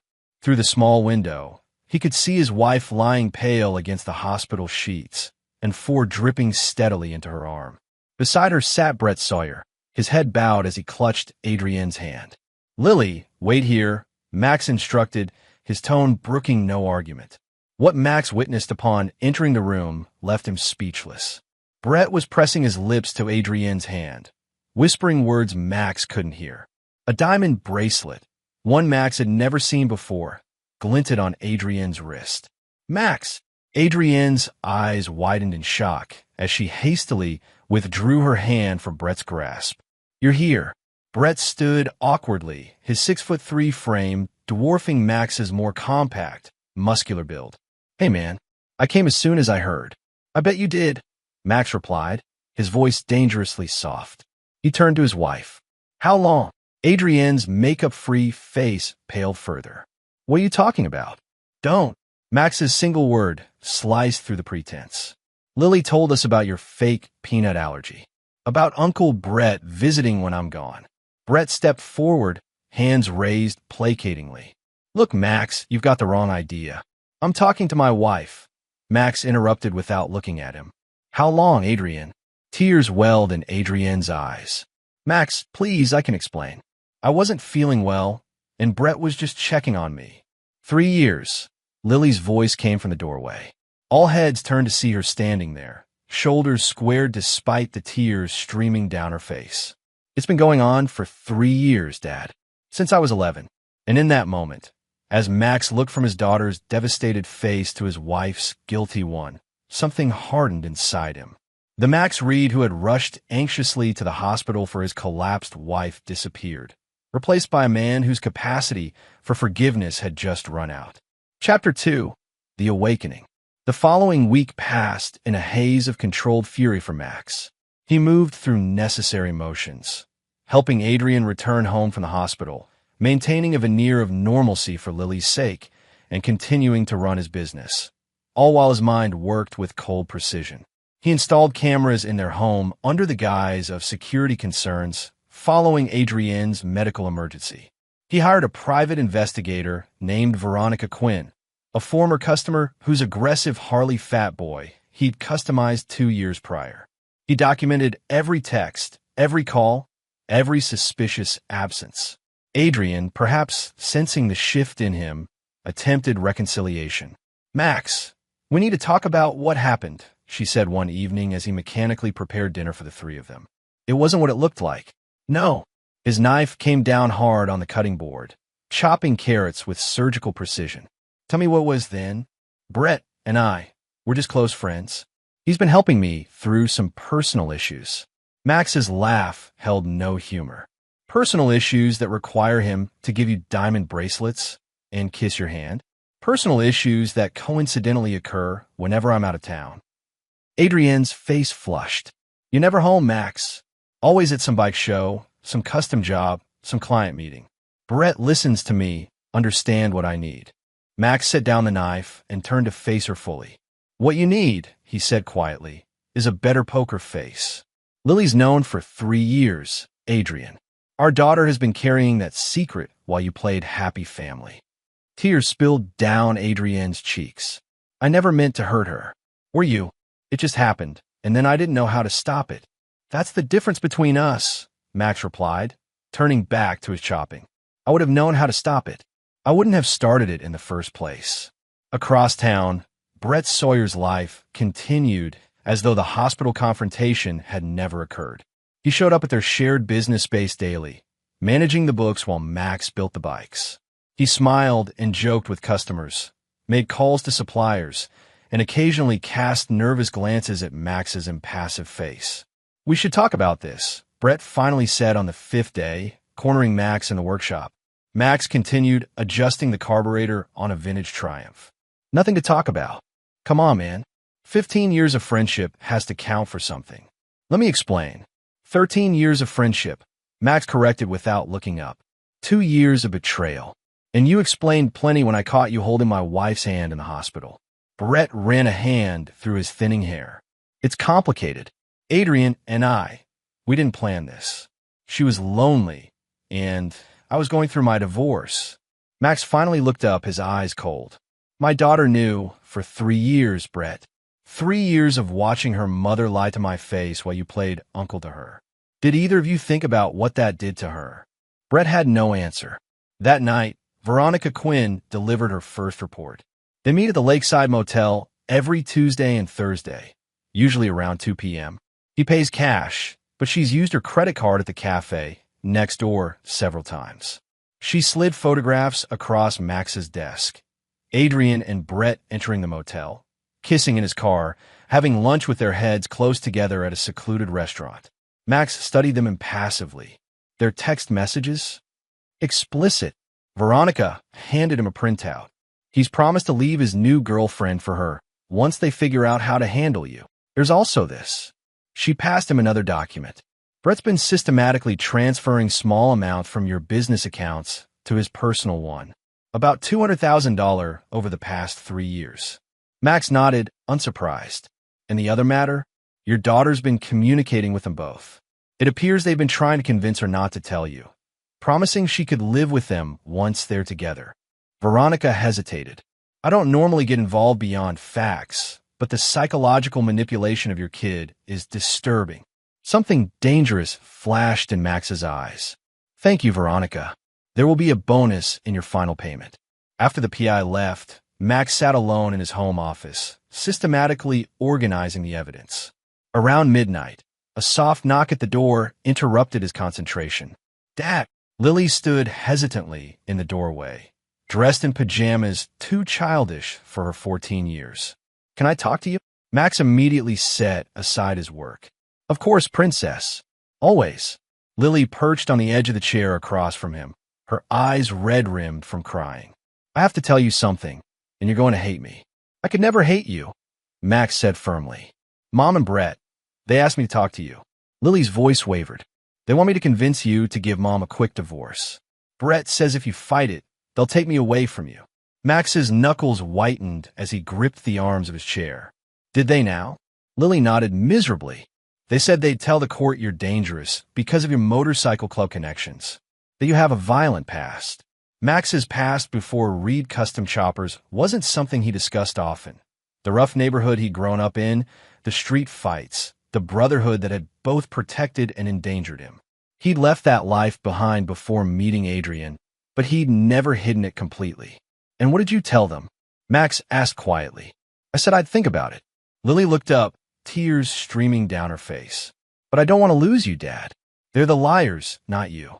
Max came around the desk and knelt before his daughter, taking her small hands in his calloused ones. Listen to me, Lily. No one is taking you away from me. No one is taking anything from us ever again. Do you understand? Lily nodded, searching his face. What are you going to do? I'm going to protect what's mine, Max said simply. And I need you to trust me, even when things get complicated. Can you do that? Yes, Lily whispered. Good girl. Max brushed her hair back from her face. Now, I need you to do something for me. I need you to pretend, just for a little while, that you're helping them. Tell them you'll talk to me about the divorce. Can you do that? Understanding dawned in Lily's eyes. You're setting a trap. Max smiled grimly. I'm teaching them about consequences. Now go get some sleep, princess. Things are going to change soon.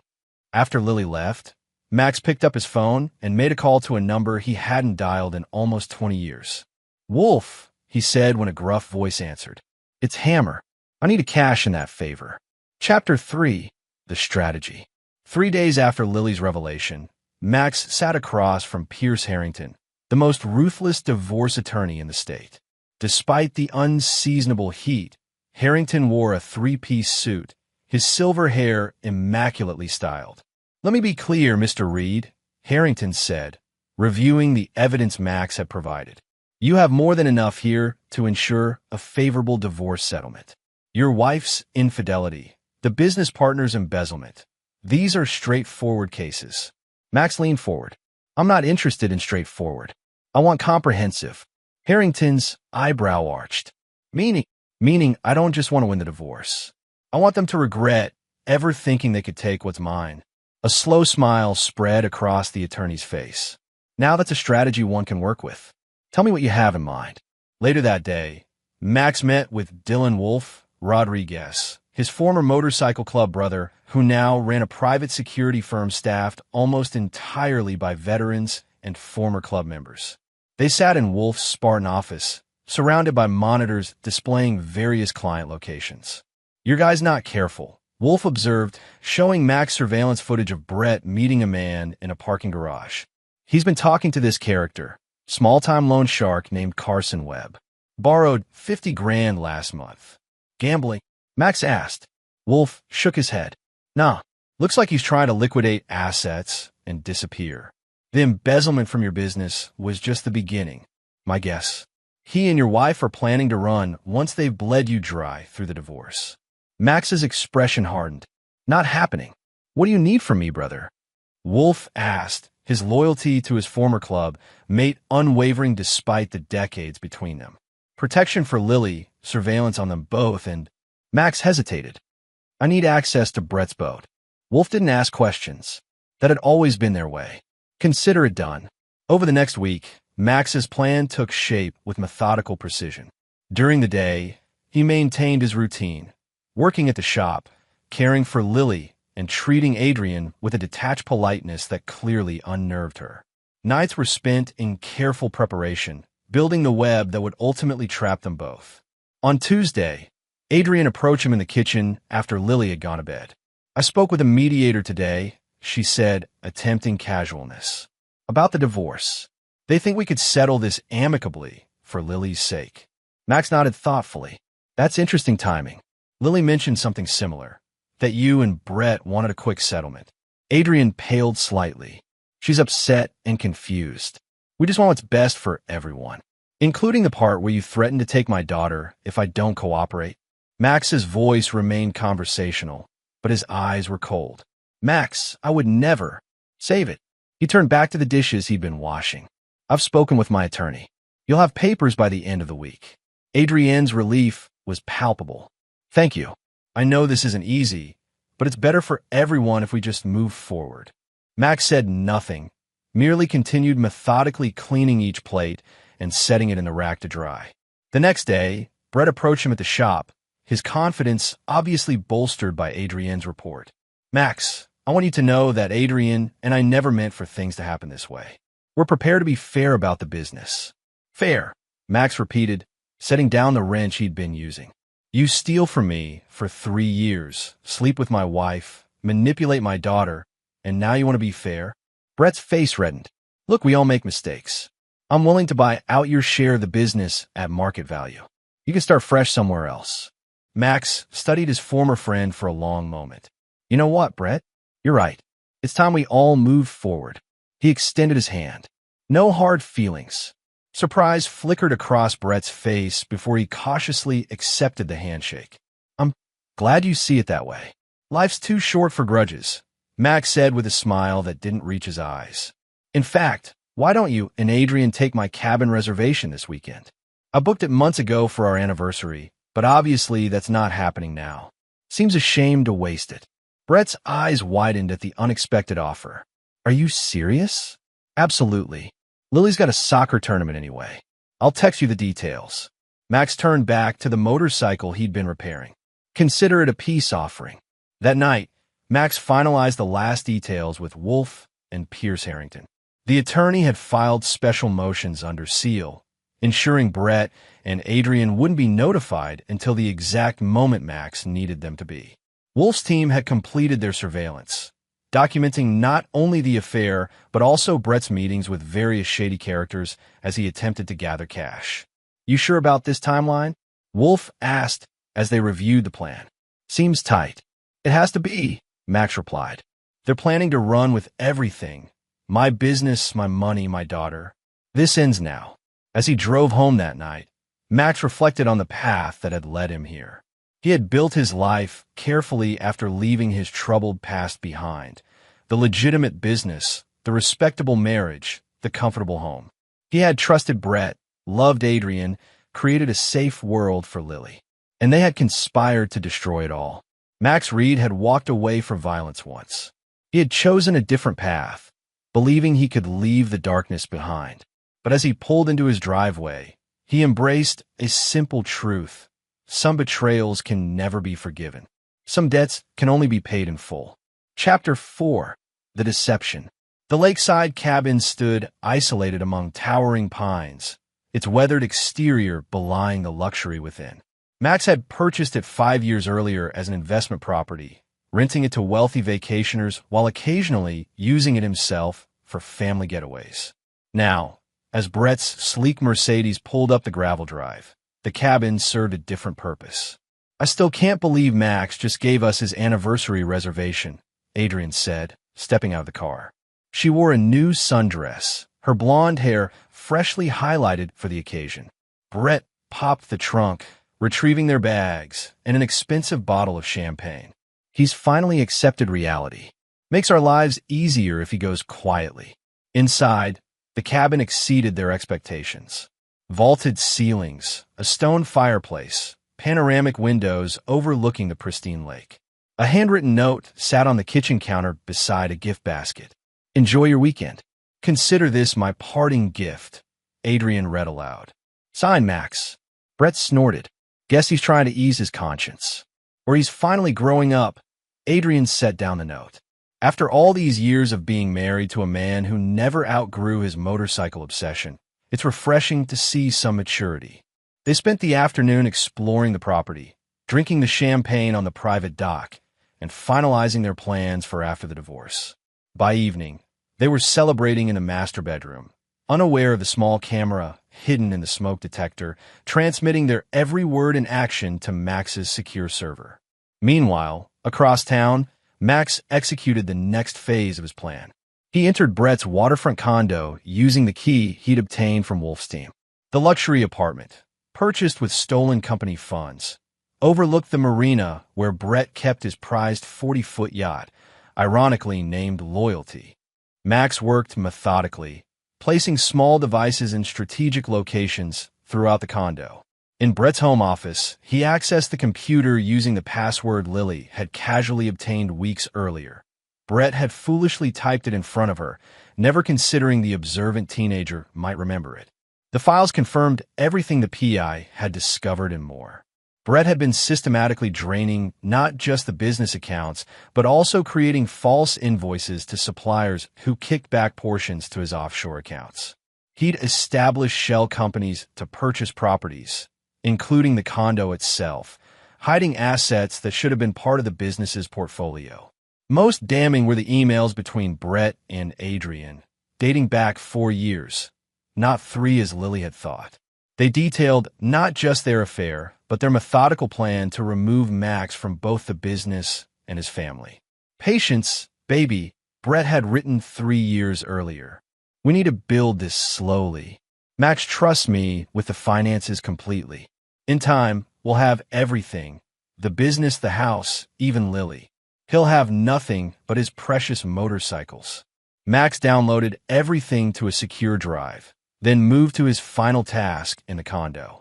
From his bag, he removed several small packages and placed them carefully behind furniture, inside air vents, and beneath floorboards. Not explosives. Max wasn't interested in that kind of destruction, but something that would serve his purposes just as effectively. The next morning, while Brett and Adrian enjoyed their romantic getaway, Max met with Carson Webb, the loan shark Brett had been dealing with.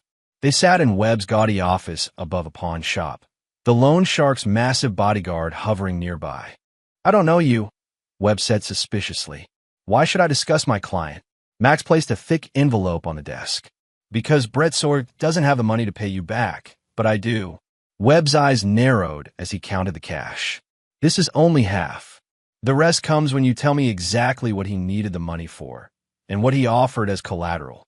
Webb hesitated only briefly before greed won out. Said he needed it to pay off some gambling debts before his new girlfriend found out. Offered his boat as collateral. Said it was fully paid off, worth twice what he was borrowing. Max smiled thinly. "The boat is registered to our business, not to him personally. He has no right to offer it as collateral." Webb's face darkened. "That lying son of a—" "I'll pay off his debt," Max interrupted. "In exchange for these." He slid a document across the desk. "Sign over any claim to the boat to me, and provide a statement about your dealings with Brett." "Why would I do that?" Webb asked, though his eyes kept returning to the remaining cash in Max's hand. "Because otherwise, I'll report you for lending against fraudulent collateral. My guess is you don't need that kind of attention from authorities." By the time Webb grudgingly signed the papers, Max had what he needed: proof that Brett had attempted to use company property as personal collateral for illegal loans. That afternoon, Max drove to the soccer fields where Lily's tournament was underway. He stood on the sidelines, cheering as she skillfully maneuvered past defenders to score a goal. When the game ended, she ran to him, flushed with victory. "Did you see that, Dad?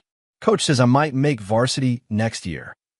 Max hugged her, cherishing the moment of normalcy. "You were amazing, princess." As they walked to his truck, Lily's excitement faded, replaced by concern. "Are they at the cabin?" "Yes. Everything's going according to plan. Mom texted me this morning," Lily said quietly. "She wants me to come live with them after the divorce. Says they can give me a more stable environment." Max's jaw tightened, but he kept his voice even. "And what did you tell her?" "That I'd think about it." Lily looked up at him. "That's what you told me to say, right? To make them think their plan is working." "Exactly right." Max squeezed her shoulder, just for a little while longer. That evening, after ensuring Lily was safely staying with her best friend's family, Max drove to the marina. Brett's beloved yacht sat moored at its slip, gleaming white against the darkening sky. Using the key he'd had duplicated months earlier, Brett had carelessly left his keys unattended at the shop numerous times. Max boarded the vessel. He worked for several hours, making specific modifications to the boat systems. Not sabotage that would endanger lives, but changes that would serve his larger plan. When he finished, he placed an envelope in the boat's cabin containing copies of Brett's fraudulent loan documents, then departed as silently as he'd arrived. The final piece of his weekend work took place at Reed Custom Choppers. Max entered the shop after hours, heading straight for the office Brett had used for years. He accessed the company's financial records, implementing the changes his attorney had prepared. By morning, all trace of Brett's embezzlement would appear to have been discovered and reported to authorities, with timestamps dating back several months, as though Max had been building a case all along. As Sunday evening approached, Brett and Adrian packed their bags at the cabin, unaware that their romantic weekend had been meticulously observed and documented. They drove back to town, confident that their plans were proceeding smoothly, oblivious to the trap that was about to spring shut around them. Chapter 5. The Confrontation. Monday morning arrived with deceptive normalcy. Max opened the shop as usual, working on a custom chopper for a wealthy tech executive. Brett arrived an hour later, looking relaxed and sunburned from his weekend away. "Morning," Brett said casually. "Thanks again for the cabin. Adrian and I had a great time." "Glad to hear it," Max replied without looking up from his work. "Coffee's fresh." Brett helped himself to coffee, then headed to his office. 20 minutes later, the shout echoed through the building. "What the hell is this?" Max calmly set down his tools and followed the sound to Brett's office. His former friend stood behind his desk, face flushed with anger, staring at his computer screen. "Problem?" Max asked mildly. "My accounts are frozen. All of them." Brett jabbed at his keyboard. "And there's some kind of audit notification on the company's server." "What did you do?" Max leaned against the doorframe. "I didn't do anything." The automated security system flagged unusual transfers about 3 months ago. Been building a case ever since. Brett's expression shifted from anger to calculation. "Look, I can explain those transfers. It's a tax strategy one was implementing for the business. A tax strategy that moved company funds into your personal accounts and shell corporations." Max raised an eyebrow. "Interesting approach." "You're making a mistake," Brett warned. "I built this business with you. Without me handling the finances, you'll run it into the ground in 6 months." Max stepped into the office, closing the door behind him. "Here's what's going to happen, Brett. You're going to sign over your share of the business to me at a fair market value, minus the $200,000 you embezzled, of course. You're going to hand over the keys to your condo, which was purchased with company funds. And you're going to stay the hell away from my daughter." Brett's laugh held no humor. "You've lost your mind. I'm not signing anything. And when I'm done, I'll have this business, your house, and your daughter will be calling me dad, while you're working as a mechanic at some second-rate garage." "I figured you'd say that." Max placed a thumb drive on the desk. "This contains records of your embezzlement, copies of emails between you and Adrian dating back 4 years, and footage of you offering my boat, registered to the business, as collateral for an illegal loan." The color drained from Brett's face. "You're bluffing. The police have already received copies." Max continued as though Brett hadn't spoken. "So has the IRS. Pierce Harrington filed motions this morning documenting your fraud as part of my divorce proceedings." "Oh, and Carson Webb signed a statement about your loan and its fraudulent collateral. He wasn't happy to learn the boat wasn't actually yours to offer." Brett sank into his chair. "You can't prove any of this." "Already have." Max's voice hardened. "You try to steal my business, my money, and my daughter. Now you'll lose everything." "Adrian will never stand for this," Brett said, desperation entering his voice. "We'll fight you together." Max smiled coldly. "Adrian received her own set of papers this morning. By now, she knows everything, including your side piece in Portland who you've been visiting on your business trips. The one you text when Adrian's asleep beside you." Brett's eyes widened. "How did you?" "You left your phone unlocked on your desk 2 weeks ago. Careless." Max headed for the door. "The agreement's on your desk. Sign it and get out of my shop within the hour, or the FBI gets a call about your offshore accounts." "Your choice." Across town, Adrian sat shell-shocked in her kitchen, surrounded by legal documents delivered by Pierce Harrington's assistant. Divorce papers citing irrefutable evidence of her 4-year affair. Financial records showing Brett's systematic theft from Max's business. Most devastating were the printed text messages between Brett and a woman named Tiffany, filled with explicit content and promises of a future together. When her phone rang, Adrian answered automatically, still numb from the revelations. "Did you get the papers?" Max asked without preamble. "Max, we need to talk about this," Adrian pleaded. "It's not what it looks like." "It's exactly what it looks like," Max replied. "A 4-year affair, conspiracy to commit fraud, and plans to take my daughter. The custody evaluation I requested shows emotional manipulation of a minor. No judge will grant you custody after that." Adrian began to cry. "Please, Max, don't do this. We can work something out. Like you and Brett worked out, planning to bleed me dry in the divorce while he drained the business." Max's voice remained eerily calm. "The settlement offer is fair. You get enough to start over, but not the house, not primary custody, and certainly not half my business. Sign it today, or I press criminal charges for conspiracy to commit fraud." "You wouldn't do that to Lily," Adrian whispered. "She'd be devastated if her mother went to jail." "She's already devastated by your betrayal," Max countered. "But you're right. I'm thinking of her. That's why the offer includes a non-disclosure agreement. Sign it, and your boyfriend's crimes stay between us. Refuse, and everything becomes public record." After hanging up, Max returned to his work, methodically rebuilding a vintage engine while Brett cleared out his office. The other employees watched in confused silence as Brett carried boxes to his car, his face ashen. Just before noon, Brett placed a signed document on Max's workbench. "You've ruined me," he said, his voice shaking with rage. "I hope you're satisfied." Max glanced at the signature, then tucked the paper into his pocket. "Get off my property." "This isn't over," Brett warned. "For your sake, it better be." Max turned back to his engine. "I've only used a fraction of what I have on you. Push me, and you'll lose more than your condo and boat."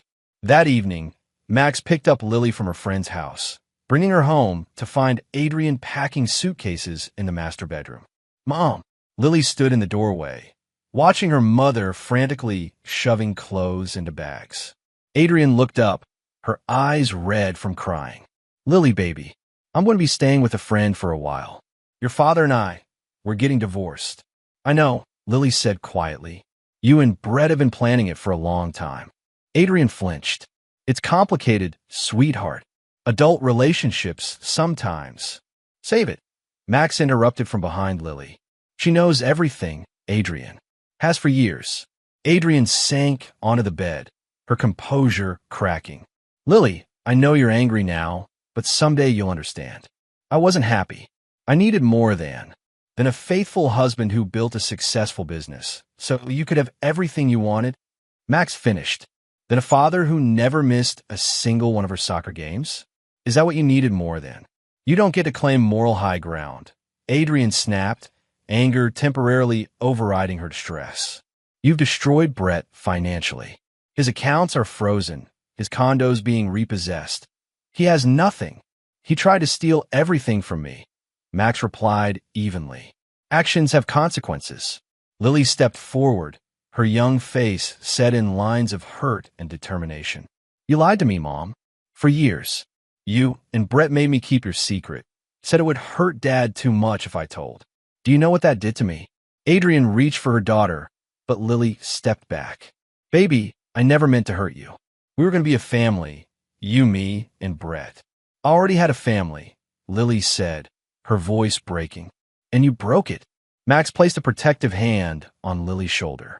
"The settlement papers are on the kitchen counter. Your lawyer has reviewed them and advised you to sign. There's a cashier's check for the agreed amount. You have until morning to decide." As they turned to leave, Adrian called out, "Max, you can't just erase 15 years of marriage. We built a life together." Max paused in the doorway. "And you conspired with my business partner to tear it down. Be grateful I'm not pressing charges." That night, Max sat with Lily on their back porch, the stars emerging one by one above them. "You okay, princess?" he asked softly. Lily leaned against his shoulder. "Not really, but I will be." She hesitated. Dad, what happens now? Now we rebuild, Max said simply. Just you and me. Will you ever forgive Mom and Brett? Max looked out at the darkened yard, at the life he'd built and almost lost. Some betrayals can't be forgiven, Lily. Some debts can only be paid in full. Inside the house, Adrian silently signed the divorce papers, accepting the terms that would remove her from Max and Lily's lives with clinical precision. By morning, she would be gone, taking only what the settlement allowed her, enough to start over, but not enough to ever forget what she had lost. Chapter 6. The Revelation. 2 weeks after Adrian moved out, Max entered Reed Custom Choppers to find an envelope on his workbench. Inside was a single key and a note in Brett's handwriting. You won. Happy now. The key belonged to Brett's prized yacht, the boat he'd obtained through creative accounting of company funds and had attempted to use as collateral for his illegal loan. Max pocketed both items and continued his day as normal, overseeing the work of the 3 skilled mechanics he'd recently hired to help with the expanding business. Without Brett's financial manipulation, the shop's true profitability had become apparent, allowing Max to grow his team and take on more high-end clients. That evening, after ensuring Lily was settled at home with her homework, Max drove to the marina. Brett's yacht, now legally Max's property, sat in its slip, gleaming under the security lights. Using the key, Max boarded the vessel, conducting a thorough inspection of the modifications he'd made weeks earlier. As he worked, his phone buzzed with a text from an unknown number. You think you've won, but you have no idea what's coming. We're not finished. Max studied the message, recognizing Brett's typical phrasing. He sent no reply, simply continued his methodical inspection of the boat, ensuring everything was in place for what would come next. The following day, Pierce Harrington called with news. Brett Sawyer filed a countersuit this morning, claiming you fabricated evidence of embezzlement to force him out of the business. Max had expected this. Let him. The paper trail goes back 3 years. Every transfer, every fake invoice, every shell company, it's all documented. He's also alleging you sabotaged his personal property and hacked his accounts. The attorney's tone remained professional, but curiosity edged his voice. Anything I should know about? I accessed company property using company credentials, Max replied carefully. The boat is registered to Reed Custom Choppers, not to Brett personally. As for his accounts, he left his passwords in company files. Nothing illegal about reviewing company documents. Harrington clearly didn't believe the careful phrasing but continued. His new attorney is Wallace Bennett. Aggressive but sloppy. I've beaten him 4 times in court. Keep me updated, Max said before hanging up. That weekend, while Lily attended a sleepover, Max drove to a secluded fishing spot 2 hours from town. Wolf waited for him, sitting on the tailgate of his battered pickup truck, smoking a cigar. Thought you quit, Max commented, nodding at the cigar. Wolf shrugged. Special occasions only. He handed Max a folder. Everything you asked for. Bank records, internet history, phone logs. Your ex-wife and ex-partner have been busy. The contents confirmed what Max had suspected. Despite the divorce settlement's non-disclosure agreement, Adrian and Brett had continued communicating, planning their counterattack. They'd contacted former business associates, spreading rumors about Max's unstable behavior and dangerous connections. Brett had attempted to access the company's client list, presumably to poach customers for a new venture. Most concerning were the messages regarding Lily. We'll get her back, Brett had written. My attorney says we can prove Max is an unfit parent. We just need to be patient. Max's expression hardened as he read. They never learn. Wolf studied his old friend. What's the play here, Hammer? In the old days, problems like this would have disappeared permanently. I'm not that man anymore, Max replied, though his tone lacked conviction. Wolf raised an eyebrow. No, from where I'm sitting, you're setting up something that goes way beyond legal remedies. Max was silent for a long moment, watching an osprey circle above the lake. They try to take everything from me, Wolf. My business, my money, my daughter. They manipulated Lily, made her keep their secrets. Now they're still plotting, still threatening what's mine. His voice hardened. I gave them a chance to walk away. They chose war instead.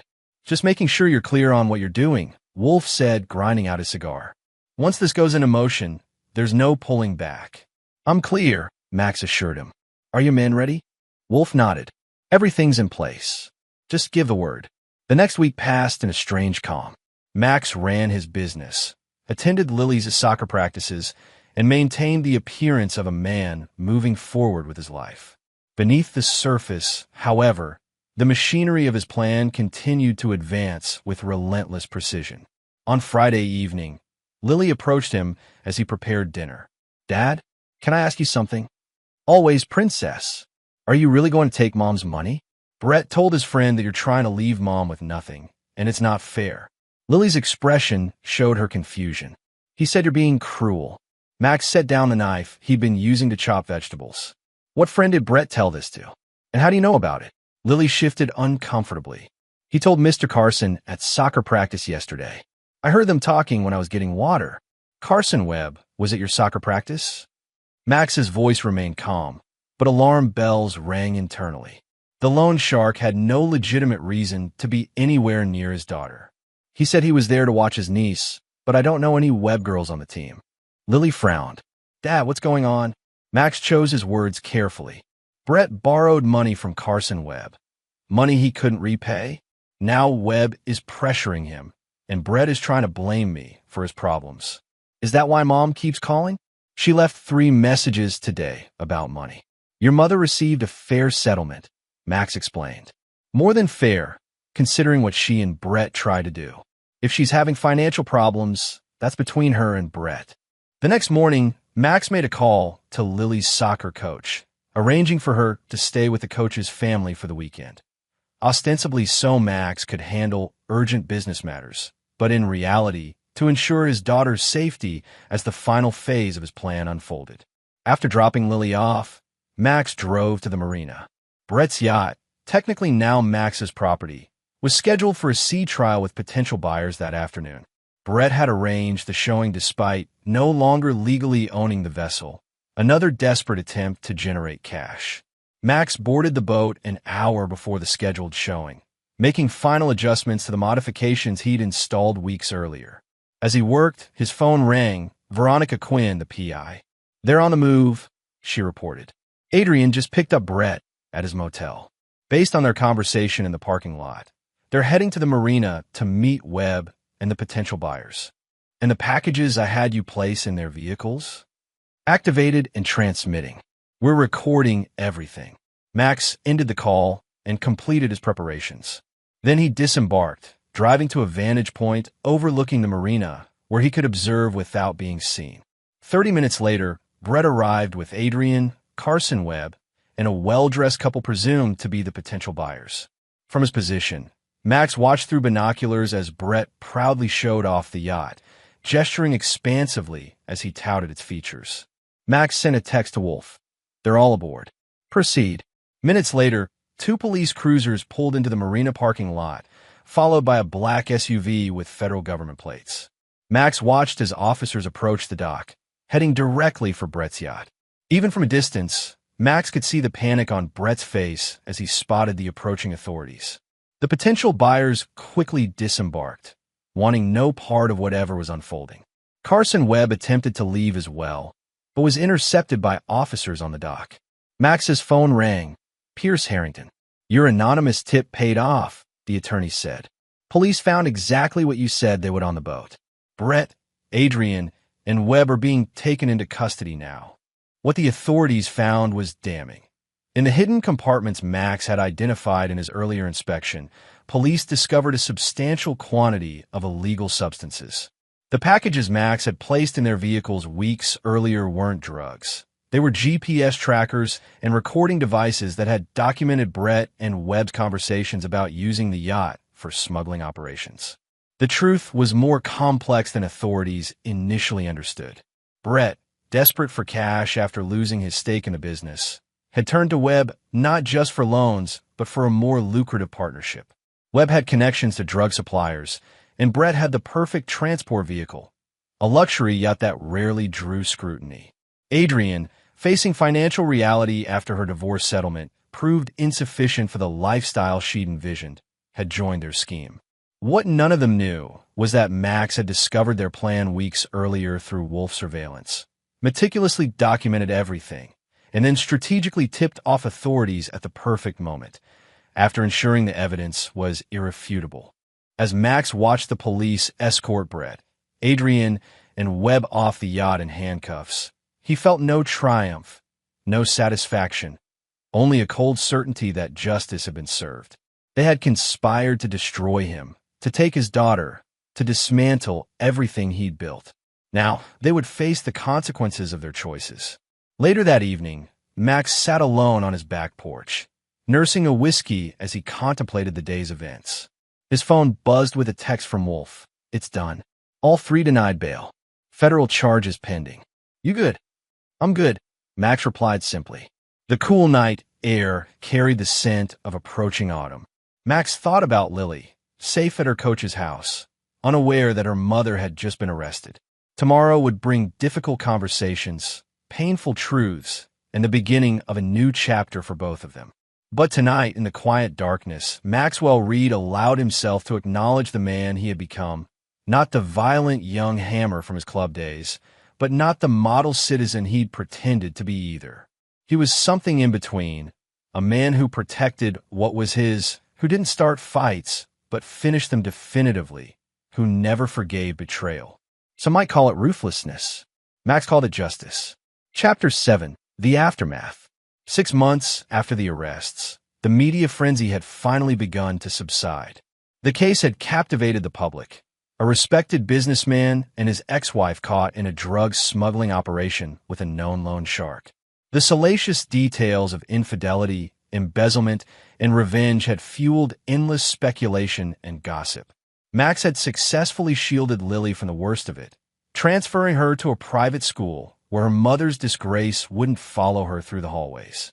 At 15, she showed remarkable resilience, though the mandatory counseling sessions revealed lingering trauma from years of being forced to keep her mother's secrets. On a crisp autumn morning, Max sat in Pierce Harrington's office, reviewing the latest developments in the case.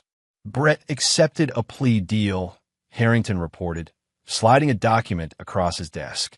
15 years for drug trafficking, conspiracy, and fraud. In exchange for his testimony against Webb suppliers, they dropped some of the more serious charges. And Adrian? Max asked, his voice neutral. 10 years, eligible for parole in 7. Her attorney argued she was coerced by Brett and Webb, but the recordings from her PI proved she was an active participant. Harrington studied Max thoughtfully. The judge was particularly disturbed by the evidence that they planned to use Lily as leverage against you in the divorce. Max nodded. The judge hadn't been the only one disturbed by that revelation. It was the moment he'd decided mere financial ruin wasn't sufficient punishment for their betrayal. What about the civil suits? Max asked. All resolved in your favor. Brett's countersuits were dismissed when his criminal charges came to light. The business is entirely yours, free and clear. Harrington closed the file. You've won on every front, Mr. Reed. Completely and irrevocably. Yet victory felt hollow as Max drove to Reed Custom Choppers, which had expanded to a second location under his careful management. The shop floors bustled with activity, skilled mechanics working on custom bikes for wealthy clients across the country. Max's reputation for excellence had only grown since Brett's departure, ironically benefiting from the publicity surrounding the case. In his office, formerly Brett's domain, Max found a small package waiting on his desk. No return address, just his name written in an unfamiliar hand. Inside was a child's bracelet, crudely made of colored thread, with a note. Found this in her cell. Thought Lily might want it back. Officer Ramirez, County Detention Center. Max recognized the bracelet immediately. Lily had made it in summer camp when she was 10, giving it to Adrian, who had promised to wear it forever. Apparently, forever had ended somewhere between the divorce and the drug trafficking scheme. That evening, Max showed the bracelet to Lily as they ate dinner. This came today. You can throw it away if you want. Lily examined the faded threads, her expression unreadable. I remember making this. Mom acted like it was the most precious thing ever. She set it down carefully. Did she send it? A guard found it in her cell, Max explained. Thought you might want it back. Lily was quiet for a long moment. Do you ever miss her? Mom, I mean, Max considered the question carefully. I miss who I thought she was, he finally answered. The woman I married, the mother I thought you had. But that person wasn't real. Dr. Brennan says I need to separate my feelings about what Mom did from my feelings about Mom herself, Lily said, referencing her therapist. But I don't know how to do that. Neither do I, Princess. Max reached across the table to squeeze her hand. We just take it one day at a time. Later that night, after Lily had gone to bed, Max received an unexpected visitor. Detective Laura Sandoval stood on his doorstep, her expression professional but troubled. Mr. Reed, sorry to disturb you so late. May I come in? Max led her to his living room, offering coffee, which she declined. Detective Sandoval had been the lead investigator on Brett and Adrienne's case, thorough and uncompromising in her pursuit of evidence. I'll be direct, she said, sitting rigidly on the edge of his couch. We've received new information about your ex-partner's smuggling operation. What kind of information? Max asked, keeping his expression neutral. Information suggesting the drugs found on the yacht were planted. Her sharp eyes never left his face. Brett Sawyer is claiming you set him up. Max met her gaze steadily. Brett's facing 15 years in federal prison. He's desperate. Perhaps. She opened her notebook. But certain aspects of the case have always troubled me. The timing of your anonymous tip. The perfectly documented evidence. The recording devices in their vehicles that you just happen to have installed through your private investigator. I was documenting their conspiracy to defraud me, Max replied calmly. When I discovered their other activities, I reported it, as any citizen should. Detective Sandoval studied him for a long moment. Mr. Reed, I've been a detective for 17 years. I've learned to recognize patterns. The evidence against your ex-wife and partner was comprehensive, meticulous, almost too perfect. Are you accusing me of something, detective? I'm observing that a man with your background might know how to orchestrate certain outcomes. She closed her notebook. Your former association with the Phantom Riders Motorcycle Club gave you connections that most people don't have. Max's expression hardened slightly. That was 20 years ago. I left that life behind. Did you? Detective Sandoval stood. Or did you just become more sophisticated in how you handle your enemies? She moved toward the door, then paused. For what it's worth, I think they deserved what they got. Using your daughter as a pawn in their schemes. She shook her head in disgust. But vigilante justice is still outside the law, Mr. Reed. After she left, Max poured himself a whiskey, contemplating her warning. He wasn't worried. The evidence he'd planted was untraceable. The recordings legitimate, even if selectively edited. Detective Sandoval might have suspicions, but suspicions weren't proof. His phone rang. Wolf. We've got a problem, his old friend said without preamble. Webb's talking to the feds, offering information in exchange for a reduced sentence. What kind of information? Max asked, though he already suspected the answer. He's claiming the whole operation was your idea. That you set up Brett and Adrienne to take the fall while you handled the distribution side. Wolf's voice was grim. It's bullshit, but he's got a federal prosecutor listening. Let him talk, Max said after a moment's thought. His word against mine, and I've got recordings proving otherwise. It's more complicated than that, Wolf warned. Webb claims he has evidence you accessed the boat before the bust. Says you're the one who planted the drugs. For the first time since his plan had been set in motion, Max felt a flicker of concern. He had indeed accessed the boat. Multiple times, though he'd been careful to avoid security cameras and witnesses.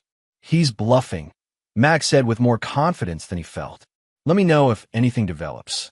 The next day, Max received a call from an unexpected source. Adrienne's sister, Patricia, who had never approved of their marriage. I hope you're satisfied, Patricia said without greeting. My sister will spend the next decade in prison because of you. Your sister is in prison because she conspired to traffic drugs and steal my business, Max corrected coldly. You really expect me to believe that? Patricia's voice dripped with scorn. Adrienne never touched drugs in her life. This has your fingerprints all over it, Max. Everyone knows you set them up. Everyone being you and Brett's mother? Max asked sarcastically. Being anyone who knows what you're capable of, Patricia shot back.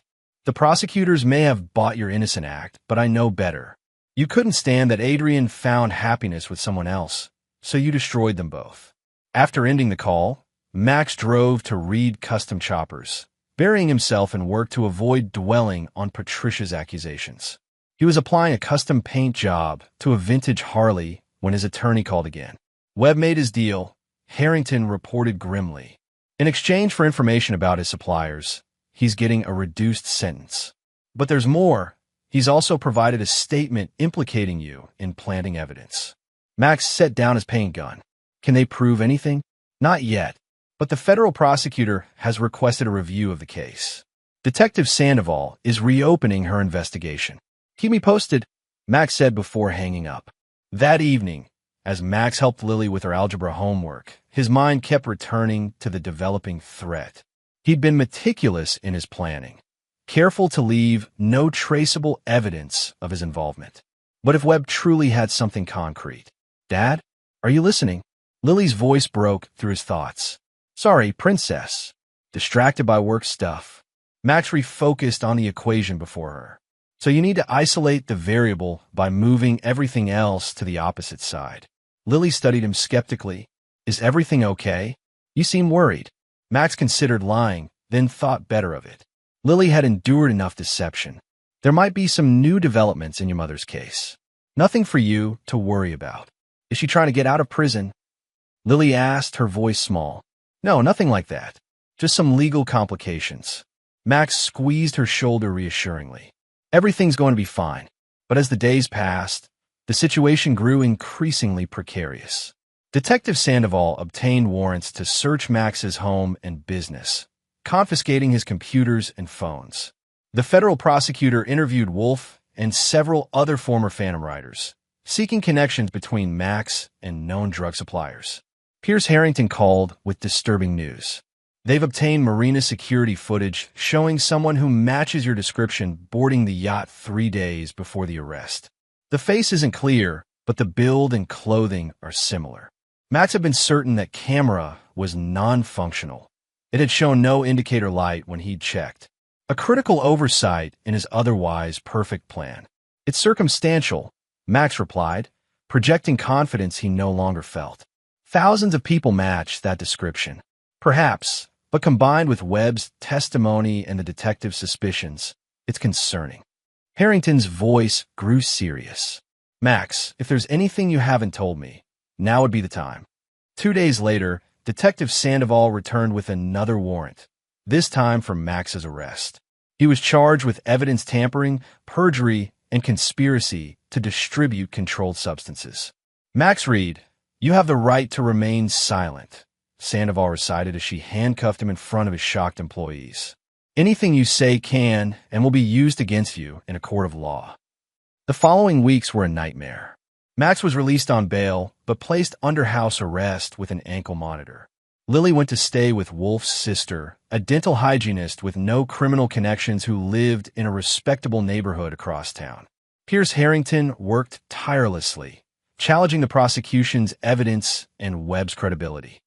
The security footage is grainy at best, he argued during a preliminary hearing. And Carson Webb is a convicted loan shark facing decades in prison. He'd say anything to reduce his sentence. But the federal prosecutor was building a compelling case. They found traces of Max's DNA on the yacht in areas near where the drugs had been hidden. A former Phantom Rider, seeking to reduce his own sentence on unrelated charges, claimed Max had approached him about obtaining illegal substances. Worst of all, they discovered payments from one of Max's offshore accounts, established years earlier as a tax shelter for his legitimate business, to a shell company linked to Webb's operation. Max had no recollection of authorizing such payments, but the evidence seemed irrefutable. They're framing me, Max insisted during a strategy session with Harrington. Brett or Webb must have accessed my account somehow. The transactions date back 18 months, Harrington pointed out. That's a year before your wife's hospitalization, before you had any reason to target Brett. For the first time, Max began to consider the possibility that he'd been outplayed at his own game. Had Brett anticipated Max's discovery of the affair? Had he been laying groundwork to implicate Max if his own schemes were exposed? The evidence continued to mount. A search of Max's garage uncovered a burner phone containing texts that appeared to coordinate drug pickups. His fingerprints were found on financial documents linking him to Webb's operation. As his trial date approached, Max faced an impossible choice: maintain his innocence against increasingly damning evidence, or accept a plea deal that would send him to prison but for a significantly reduced sentence.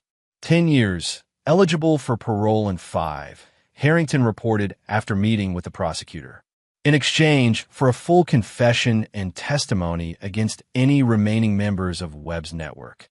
And if I refuse? Max asked. We go to trial, where you face up to 30 years if convicted. Harrington's expression was grim. The evidence is substantial, Max. I can't in good conscience tell you we have a strong chance of winning. That night, confined to his home by the ankle monitor, Max sat on his back porch staring at the stars, the same stars he'd contemplated with Lily months earlier while promising they would rebuild their lives together. Now he faced the prospect of watching her grow up through prison visitation rooms, becoming a distant figure in her life rather than the father she deserved. His phone rang, a number he didn't recognize. Listen carefully, a familiar voice said. This is Nurse Patel from Mercy General. Max frowned in confusion. The nurse from when Adrian was hospitalized? Yes. We haven't much time, she continued urgently. There's something you need to know about your wife's admission that day. Chapter 8. The Vindication. Nurse Patel's revelation changed everything. Speaking hurriedly, she explained that she'd been reviewing old medical records for a hospital audit when she noticed inconsistencies in Adrienne's case. Your wife wasn't admitted for an allergic reaction initially, she explained. The first responders reported symptoms consistent with drug toxicity. But when Dr. Alvarez arrived, the diagnosis was changed to anaphylaxis. Why are you telling me this now? Max asked, struggling to understand the significance. Because Dr. Alvarez was just arrested for falsifying medical records for several patients with connections to Carson Webb. Her voice lowered. And because I saw Brett Sawyer speaking with him before he changed your wife's diagnosis. I didn't think anything of it then, but with recent news reports. After the call ended, Max immediately contacted Pierce Harrington, relaying the nurse's information. The attorney was cautiously optimistic. If we can prove Brett had Dr. Alvarez falsify Adrienne's medical records, it establishes a pattern of deception and conspiracy that predates your alleged involvement. Harrington's legal mind was already constructing a defense. It could support our claim that you're being framed. The following days brought a flurry of activity as Harrington's team investigated this new lead. They discovered that Dr. Alvarez had indeed falsified numerous medical records for patients connected to Webb's operation, creating medical explanations for injuries or conditions actually caused by drug use or violence. More crucially, financial records revealed payments from one of Brett's shell companies to an offshore account linked to Dr. Alvarez. The transactions coincided with Adrienne's hospitalization and several other suspicious medical incidents. Armed with this information, Harrington requested an emergency hearing. Your Honor, new evidence has come to light that directly contradicts the prosecution's timeline and suggests my client is the victim of an elaborate frame-up orchestrated by the very individuals who testified against him. The judge, initially skeptical, became increasingly attentive as Harrington presented the evidence of Dr. Alvarez's corruption and his connection to Brett and Webb. Furthermore, Harrington continued, we have reason to believe that the offshore account allegedly used by Mr. Reed to finance drug operations was actually compromised by Mr. Sawyer, who had access to all of Mr. Reed's financial information as his business partner.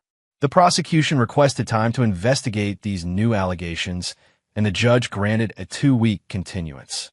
During that time, Max remained under house arrest, but for the first time since his arrest, he felt a glimmer of hope.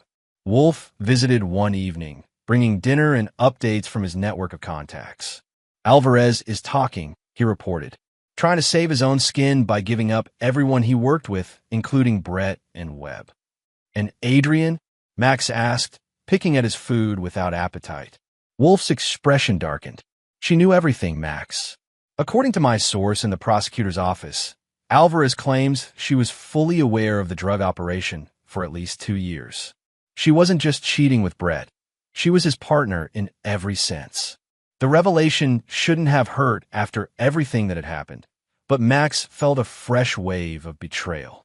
Not just an affair, but a criminal conspiracy that had been operating right under his nose for years. "What about Lily?" he asked quietly. "Did she know about the drugs?" "No," Wolf said firmly. Alvarez was clear on that. They kept the kid completely in the dark about that part. She only knew about the affair. Small comfort, but comfort nonetheless. 2 days later, Detective Sandoval arrived at Max's home unannounced. She declined to sit when offered, standing rigidly in his living room with a conflicted expression. "The investigation has taken a new direction," she said without preamble. "Dr. Alvarez has provided compelling evidence that Brett Sawyer and Carson Webb were operating their drug business long before you had any reason to suspect your wife's infidelity." Max waited, saying nothing. "Furthermore, forensic accounting has identified sophisticated intrusions into your financial accounts dating back 3 years. Intrusions that appear to originate from devices registered to Brett Sawyer." She met his eyes directly. "The prosecutor is re-evaluating the charges against you." "Am I still a suspect?" Max asked. "You're a person of interest in an ongoing investigation," Sandoval replied carefully. "But the narrative has shifted significantly." The detective's visit was followed by a call from Harrington with even better news. "The judge has granted our motion to remove your ankle monitor pending further proceedings." The prosecution isn't opposing it, which speaks volumes about the direction their investigation is taking. Over the next week, the case against Max crumbled rapidly. Forensic analysis of the marina security footage revealed subtle evidence of digital manipulation. The figure boarding the yacht had been digitally inserted using sophisticated software. The burner phone found in Max's garage contained trace DNA from Brett Sawyer alongside Max's fingerprints, suggesting it had been planted. Most damning of all, Adrienne broke her silence, offering a full confession in exchange for consideration in her sentencing. She admitted that she and Brett had been planning to frame Max for over a year, systematically creating false evidence to deploy if their initial scheme to take his business through divorce failed. "They executed the contingency plan when you uncovered the affair," Harrington explained during their final strategy meeting. "Brett had been skimming from the business for years, creating a paper trail that would implicate you in money laundering if necessary. When you caught them and secured the divorce settlement, they moved to Plan B, framing you for drug trafficking. Using the same drugs they were actually trafficking," Max observed with grim irony. "Exactly. They planted evidence in your home and vehicles, manipulated financial records to show connections between you and Webb's operation, and created a fictional scenario where you orchestrated everything as revenge for their affair." Harrington shook his head in grudging admiration. It was elaborate and might have worked if not for Nurse Patel's conscience. 3 days later, the prosecutor formally dropped all charges against Max. In a statement to the press, the U.S. Attorney's Office acknowledged that new evidence conclusively establishes that Maxwell Reed was the victim of an elaborate conspiracy to frame him for crimes committed by his former business partner and ex-wife. Detective Sandoval delivered the official paperwork to Max personally. "I owe you an apology," she said as he signed the final documents. "I was convinced you had orchestrated everything as revenge." "I wanted revenge," Max admitted, "but not like this." Sandoval studied him thoughtfully. "For what it's worth, I believe you, and I'm sorry for what they put you and your daughter through." She hesitated. The system doesn't always get it right, but this time, justice prevailed. As news of Max's exoneration spread, Reed Custom Choppers experienced an unexpected surge in business. Customers drawn by the dramatic story and impressed by Max's resilience. The media, which had eagerly covered his arrest, now painted him as a sympathetic figure, wronged by those closest to him. Through it all, Max focused on rebuilding his relationship with Lily, who had been deeply traumatized by the entire ordeal. Their weekly therapy sessions together gradually helped her process her feelings about both parents, the father falsely accused and the mother who had participated in the frame-up. Dr. Brennan says it's okay to still love Mom while hating what she did. Lily told him one evening as they worked together in the garage, rebuilding a vintage motorcycle as a father-daughter project. But I don't know if I can ever forgive her. Max handed her a wrench, considering his response carefully. Forgiveness is your choice, princess. No one can tell you what's right for your heart. What about you? Lily asked, adjusting a bolt with growing confidence. Will you ever forgive them? Max thought about Brett and Adrian serving their sentences in federal prisons, about the years of deception, the manipulation of his daughter, the calculated attempt to destroy him completely, about how close they had come to succeeding. Some betrayals can't be forgiven, he said finally. Some debts can only be paid in full. Lily nodded, seeming to understand something fundamental about her father. His capacity for love matched only by his capacity for justice when those he loved were threatened. As they continued working on the motorcycle, Max felt a sense of peace that had eluded him since the day Nurse Patel had stopped him in the hospital corridor. The truth had finally emerged. Justice, in its imperfect way, had been served. And most importantly, he and Lily were rebuilding their lives together, stronger for having weathered the storm. Chapter 9. The Reckoning. 1 year after the charges against him were dropped, Max stood at the window of his expanded workshop, watching as 5 skilled mechanics worked on custom motorcycles for clients across the country. Reed Custom Choppers had not merely survived the scandal but thrived, becoming the premier custom motorcycle builder in the western United States. Pierce Harrington entered through the private door, carrying a leather portfolio. Sorry I'm late. Court ran long. No problem. Max led him to his office, a modern space that bore no resemblance to Brett's former domain. What's the update? Harrington opened the portfolio, revealing legal documents. Brett's appeal was denied. The federal appeals court upheld his 20-year sentence. Following Dr. Alvarez's testimony and additional evidence uncovered during the investigation, Brett's sentence had been significantly increased. As for Adrian, her cooperation earned her a reduced sentence, but she's still looking at 8 years, minimum. Max nodded, feeling neither satisfaction nor regret, only a cool finality. And Webb, 15 years. His previous record worked against him, despite his cooperation. Harrington hesitated. There's one more thing. Brett's mother is moving forward with her lawsuit against you for malicious prosecution and intentional infliction of emotional distress. Max had expected this. Carol Sawyer had been vocally proclaiming her son's innocence despite overwhelming evidence, insisting that Max had somehow manipulated the justice system to frame Brett. It's frivolous, Harrington continued. She has no standing, no evidence, and frankly, no reputable attorney would take the case. She's filing pro se. Let her file, Max said dismissively. She needs someone to blame. After Harrington left, Max drove to Lily's school for her soccer championship game. At 16, she had developed into a formidable midfielder, attracting attention from college scouts despite her young age. Max watched proudly from the stands as she skillfully maneuvered past defenders, setting up the winning goal in the final minutes. Did you see that assist? Lily asked excitedly as they walked to his truck after the game, her team medal gleaming around her neck. Perfect timing, Max confirmed, slinging his arm around her shoulders. Those college scouts were impressed. Lily's smile faltered slightly. Dad, Mom wrote me another letter. She wants me to visit her. Max kept his expression neutral. Since her incarceration, Adrian had made numerous attempts to maintain contact with Lily. Letters, phone calls, requests for visits.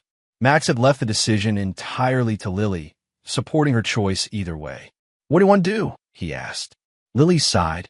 I don't know. Part of me wants to see her, to ask her why she did it all. But another part. She trailed off, struggling with emotions no teenager should have to navigate. You don't have to decide today, Max assured her. Or ever, if that's what feels right. That evening, as they celebrated Lily's victory with dinner at her favorite restaurant, Max received a text from Wolf. Heads up, Brett made contact. Max's body tensed, but he maintained his casual demeanor as he excused himself to return the call in private. What kind of contact? He asked without preamble when Wolf answered. Letter sent to your home address. My guy at the federal facility intercepted it during mail screening. Wolf's voice was grim. It's disturbing, Hammer. Detailed threats against you and Lily. References to people on the outside who will settle the score. Max's jaw tightened. Forward me a copy. And increase security on Lily immediately. Already done. Kirsten's on her way to the restaurant now. We'll follow you both home. I've also alerted Sandoval. She may want to open a new investigation.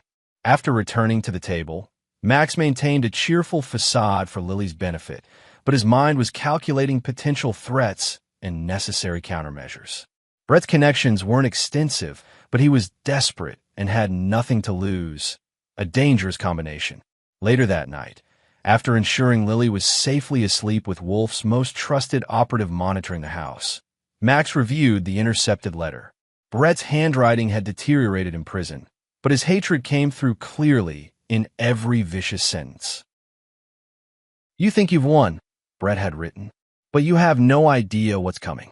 People you've never met are going to make you pay for what you did to me. And your precious daughter? She'll learn what it feels like to lose everything, just like I did. Max forwarded the letter to Detective Sandoval with a brief message. Thought you should see this. Concerns for my daughter's safety. Her response came within minutes. Received. Taking seriously. Will contact federal marshals and prison authorities. Suggest immediate security precautions. Over the next week, Max implemented comprehensive security measures. He installed state-of-the-art systems at both home and business, arranged for Lily to be accompanied by plainclothes security whenever he couldn't be with her personally, and adjusted his own routines to become less predictable. Detective Sandoval visited his shop to update him on the investigation. The prison has placed Sawyer in restricted communication status and is reviewing all his previous correspondence. So far, we've identified 3 potential outside contacts, former associates with criminal records. Names? Max asked. Sandoval hesitated, then apparently decided Max had earned the right to know. Victor Reyes, former cellmate from Brett's DUI stint 5 years ago, released last month from a separate sentence. Gregory Phelps, cousin with multiple assault charges.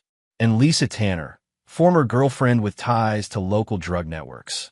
Max committed the names to memory, planning to have Wolf run deeper background checks. Any active threats? Nothing concrete yet, but we're monitoring.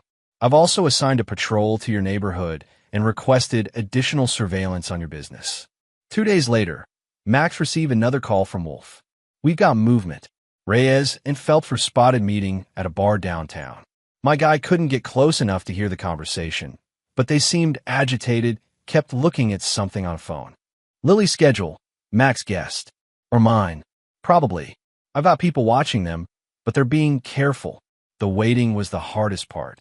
Knowing threats were circulating, but unable to confront them directly. Max found himself returning to old habits from his Phantom Riders days, varying his routes, checking for surveillance, keeping his back to walls in public places. The first direct attempt came 3 weeks after Brett's letter. Max was working late at the shop when the security system alerted him to movement at the rear entrance. The cameras showed a figure in dark clothing attempting to disable the alarm panel. Max contacted Wolf rather than police, knowing his friend's team could respond faster and more decisively. Within minutes, 2 of Wolf's operatives had the intruder, Victor Reyes, zip-tied on the floor while Max watched him passively. Brett sends his regards. Reyes spat, blood trickling from his split lip where he'd resisted capture. I'm sure he does, Max replied evenly. What was the plan here, Victor? Break in and do what exactly? Reyes glared but said nothing. Let me guess, Max continued. Start a fire? Plant something illegal? Maybe rough me up a bit. He crouched down to meet Reyes's eyes. Brett's not very creative with his revenge scenarios. When police arrived, Max provided security footage showing Reyes's break-in attempt. Detective Sandoval personally took his statement, her expression grim. This is escalating faster than we anticipated, she observed. Reyes has only been out of prison for 6 weeks. For him to risk returning on an attempted burglary charge, Brett must have promised him something substantial, Max concluded. The incident with Reyes proved to be just the beginning. Over the next 2 months, Max dealt with multiple threats. A suspicious package delivered to his home, safely detonated by the bomb squad, revealing no explosives but a threatening message. An attempted cyber attack on his business servers, and most alarmingly, a man following Lily after soccer practice until her security detail intervened. Through it all, Max maintained a calm exterior for his daughter's benefit, though the strain began to show in the new lines around his eyes, the increased vigilance in his movements. Lily, perceptive as always, noticed the changes. "This isn't going to stop, is it?" she asked one evening as they sat in their living room, the TV on but unwatched. "Brett's going to keep coming after us." Max considered lying, then discarded the idea. "Not forever, but for now, yes, he's trying to hurt us from prison." Lily was quiet for a moment. "Maybe I should visit Mom after all. Ask her to talk to him, make him stop." "Absolutely not," Max said firmly. "We're not putting you anywhere near either of them." "But if it would help." "It wouldn't," Max interrupted. "Brett isn't doing this because of anything you could change, Princess. He's doing it because he's facing 20 years in prison while we're rebuilding our lives. Our happiness is his torture." The turning point came unexpectedly. Max was meeting with a client at the shop when Wolf called with urgent news. Gregory Phelps just tried to access Lily's school using a fake ID. Wolf reported, his voice tight with controlled fury. "My operative intercepted him in the parking lot. He had a knife, Max, and a burner phone with Lily's class schedule." Something cold and implacable settled in Max's chest.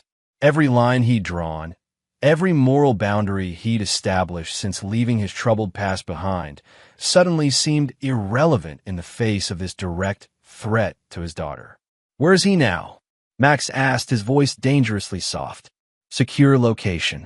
Police haven't been notified yet." Wolf recognized the tone in his old friend's voice. "What do you want to do?" "I'll be there in 20 minutes. Max ended the call and turned to his client. "Family emergency. We'll have to reschedule." The secure location was a remote warehouse owned by one of Wolf's shell companies. Phelps sat handcuffed to a metal chair, his face already showing evidence of rough handling by Wolf's men. He looked up defiantly as Max entered. "You're making a big mistake," Phelps growled. "I've got rights." "Not here you don't," Max replied calmly, pulling up a chair to sit facing him. "Now, I'm going to ask you some simple questions, and you're going to give me honest answers. How you feel afterward depends entirely on those answers." What followed was not an interrogation Max would ever recount to Lily or admit to Detective Sandoval. But it yielded critical information. Brett had established a network of outside contacts before his arrest, creating insurance policies to be activated if he ever went to prison. These included offshore accounts accessible to certain associates, blackmail material on former clients, and detailed plans for retribution against specific targets, with Max and Lily at the top of the list. Most crucially, Phelps revealed that Brett had been communicating with his network through coded messages passed via his mother during prison visits. Carol Sawyer, consumed by belief in her son's innocence, had become the unwitting conduit for his revenge plans. Armed with this information, Max implemented the final phase of his response. First, he provided carefully edited intelligence to Detective Sandoval, enough to justify a raid on Carol Sawyer's home that uncovered written instructions from Brett and lists of potential targets. Next, working through Pierce Harrington, he filed for and received a permanent restraining order against Carol Sawyer, legally barring her from any contact with Max or Lily and from coming within 500 feet of their home, business, or Lily's school. Finally, and most decisively, Max reached out to contacts in the federal prison system, former clients who owed him favors. Within days, Brett was transferred to a maximum security facility in Colorado, placed under the highest level of communication restrictions, and assigned to a cell block housing inmates with whom he had significant conflict from his previous criminal activities. He'll spend the rest of his sentence in protective isolation, Wolf reported after confirming the transfer. No visitors except approved attorneys, no phone privileges, mail read and censored. For all practical purposes, he's disappeared. 3 months later, life had settled into a new normal. The threats against Max and Lily had ceased entirely. Detective Sandoval reported that all of Brett's known associates had either been arrested or had fled the state. Adrian, aware of the consequences Brett had faced, had ceased all attempts to contact Lily. On a crisp autumn evening, Max and Lily sat on their back porch, much as they had the night he'd learned of Adrian's betrayal. Lily, now approaching 17, had grown taller, her face showing the first signs of the woman she would become. "I got an early acceptance letter today," she announced. "Full soccer scholarship to Washington State." "That's incredible, princess." Max's pride was evident in his voice. "We should celebrate." Lily smiled, but her expression turned thoughtful. "Dad, can I ask you something important?" "Anything. Are we safe now?" "Really safe?" She met his eyes directly. "I need to know the truth." Max considered his answer carefully. "Yes," he said finally. "Brett can't hurt us anymore. Neither can your mother. The people they enlisted have either been dealt with or have given up. We're safe." Lily nodded, seeming to accept his assessment. "Good, because I want to move forward without always looking over my shoulder." "That's exactly what we're going to do," Max assured her. Later that night, after Lily had gone to bed, Max received a final update from Wolf. "It's done. All traces of Brett's network have been eliminated. Your security can be scaled back to normal levels." "Thank you," Max said simply, knowing Wolf would understand the depth of gratitude contained in those two words. "One more thing," Wolf added. "Webb died in prison yesterday.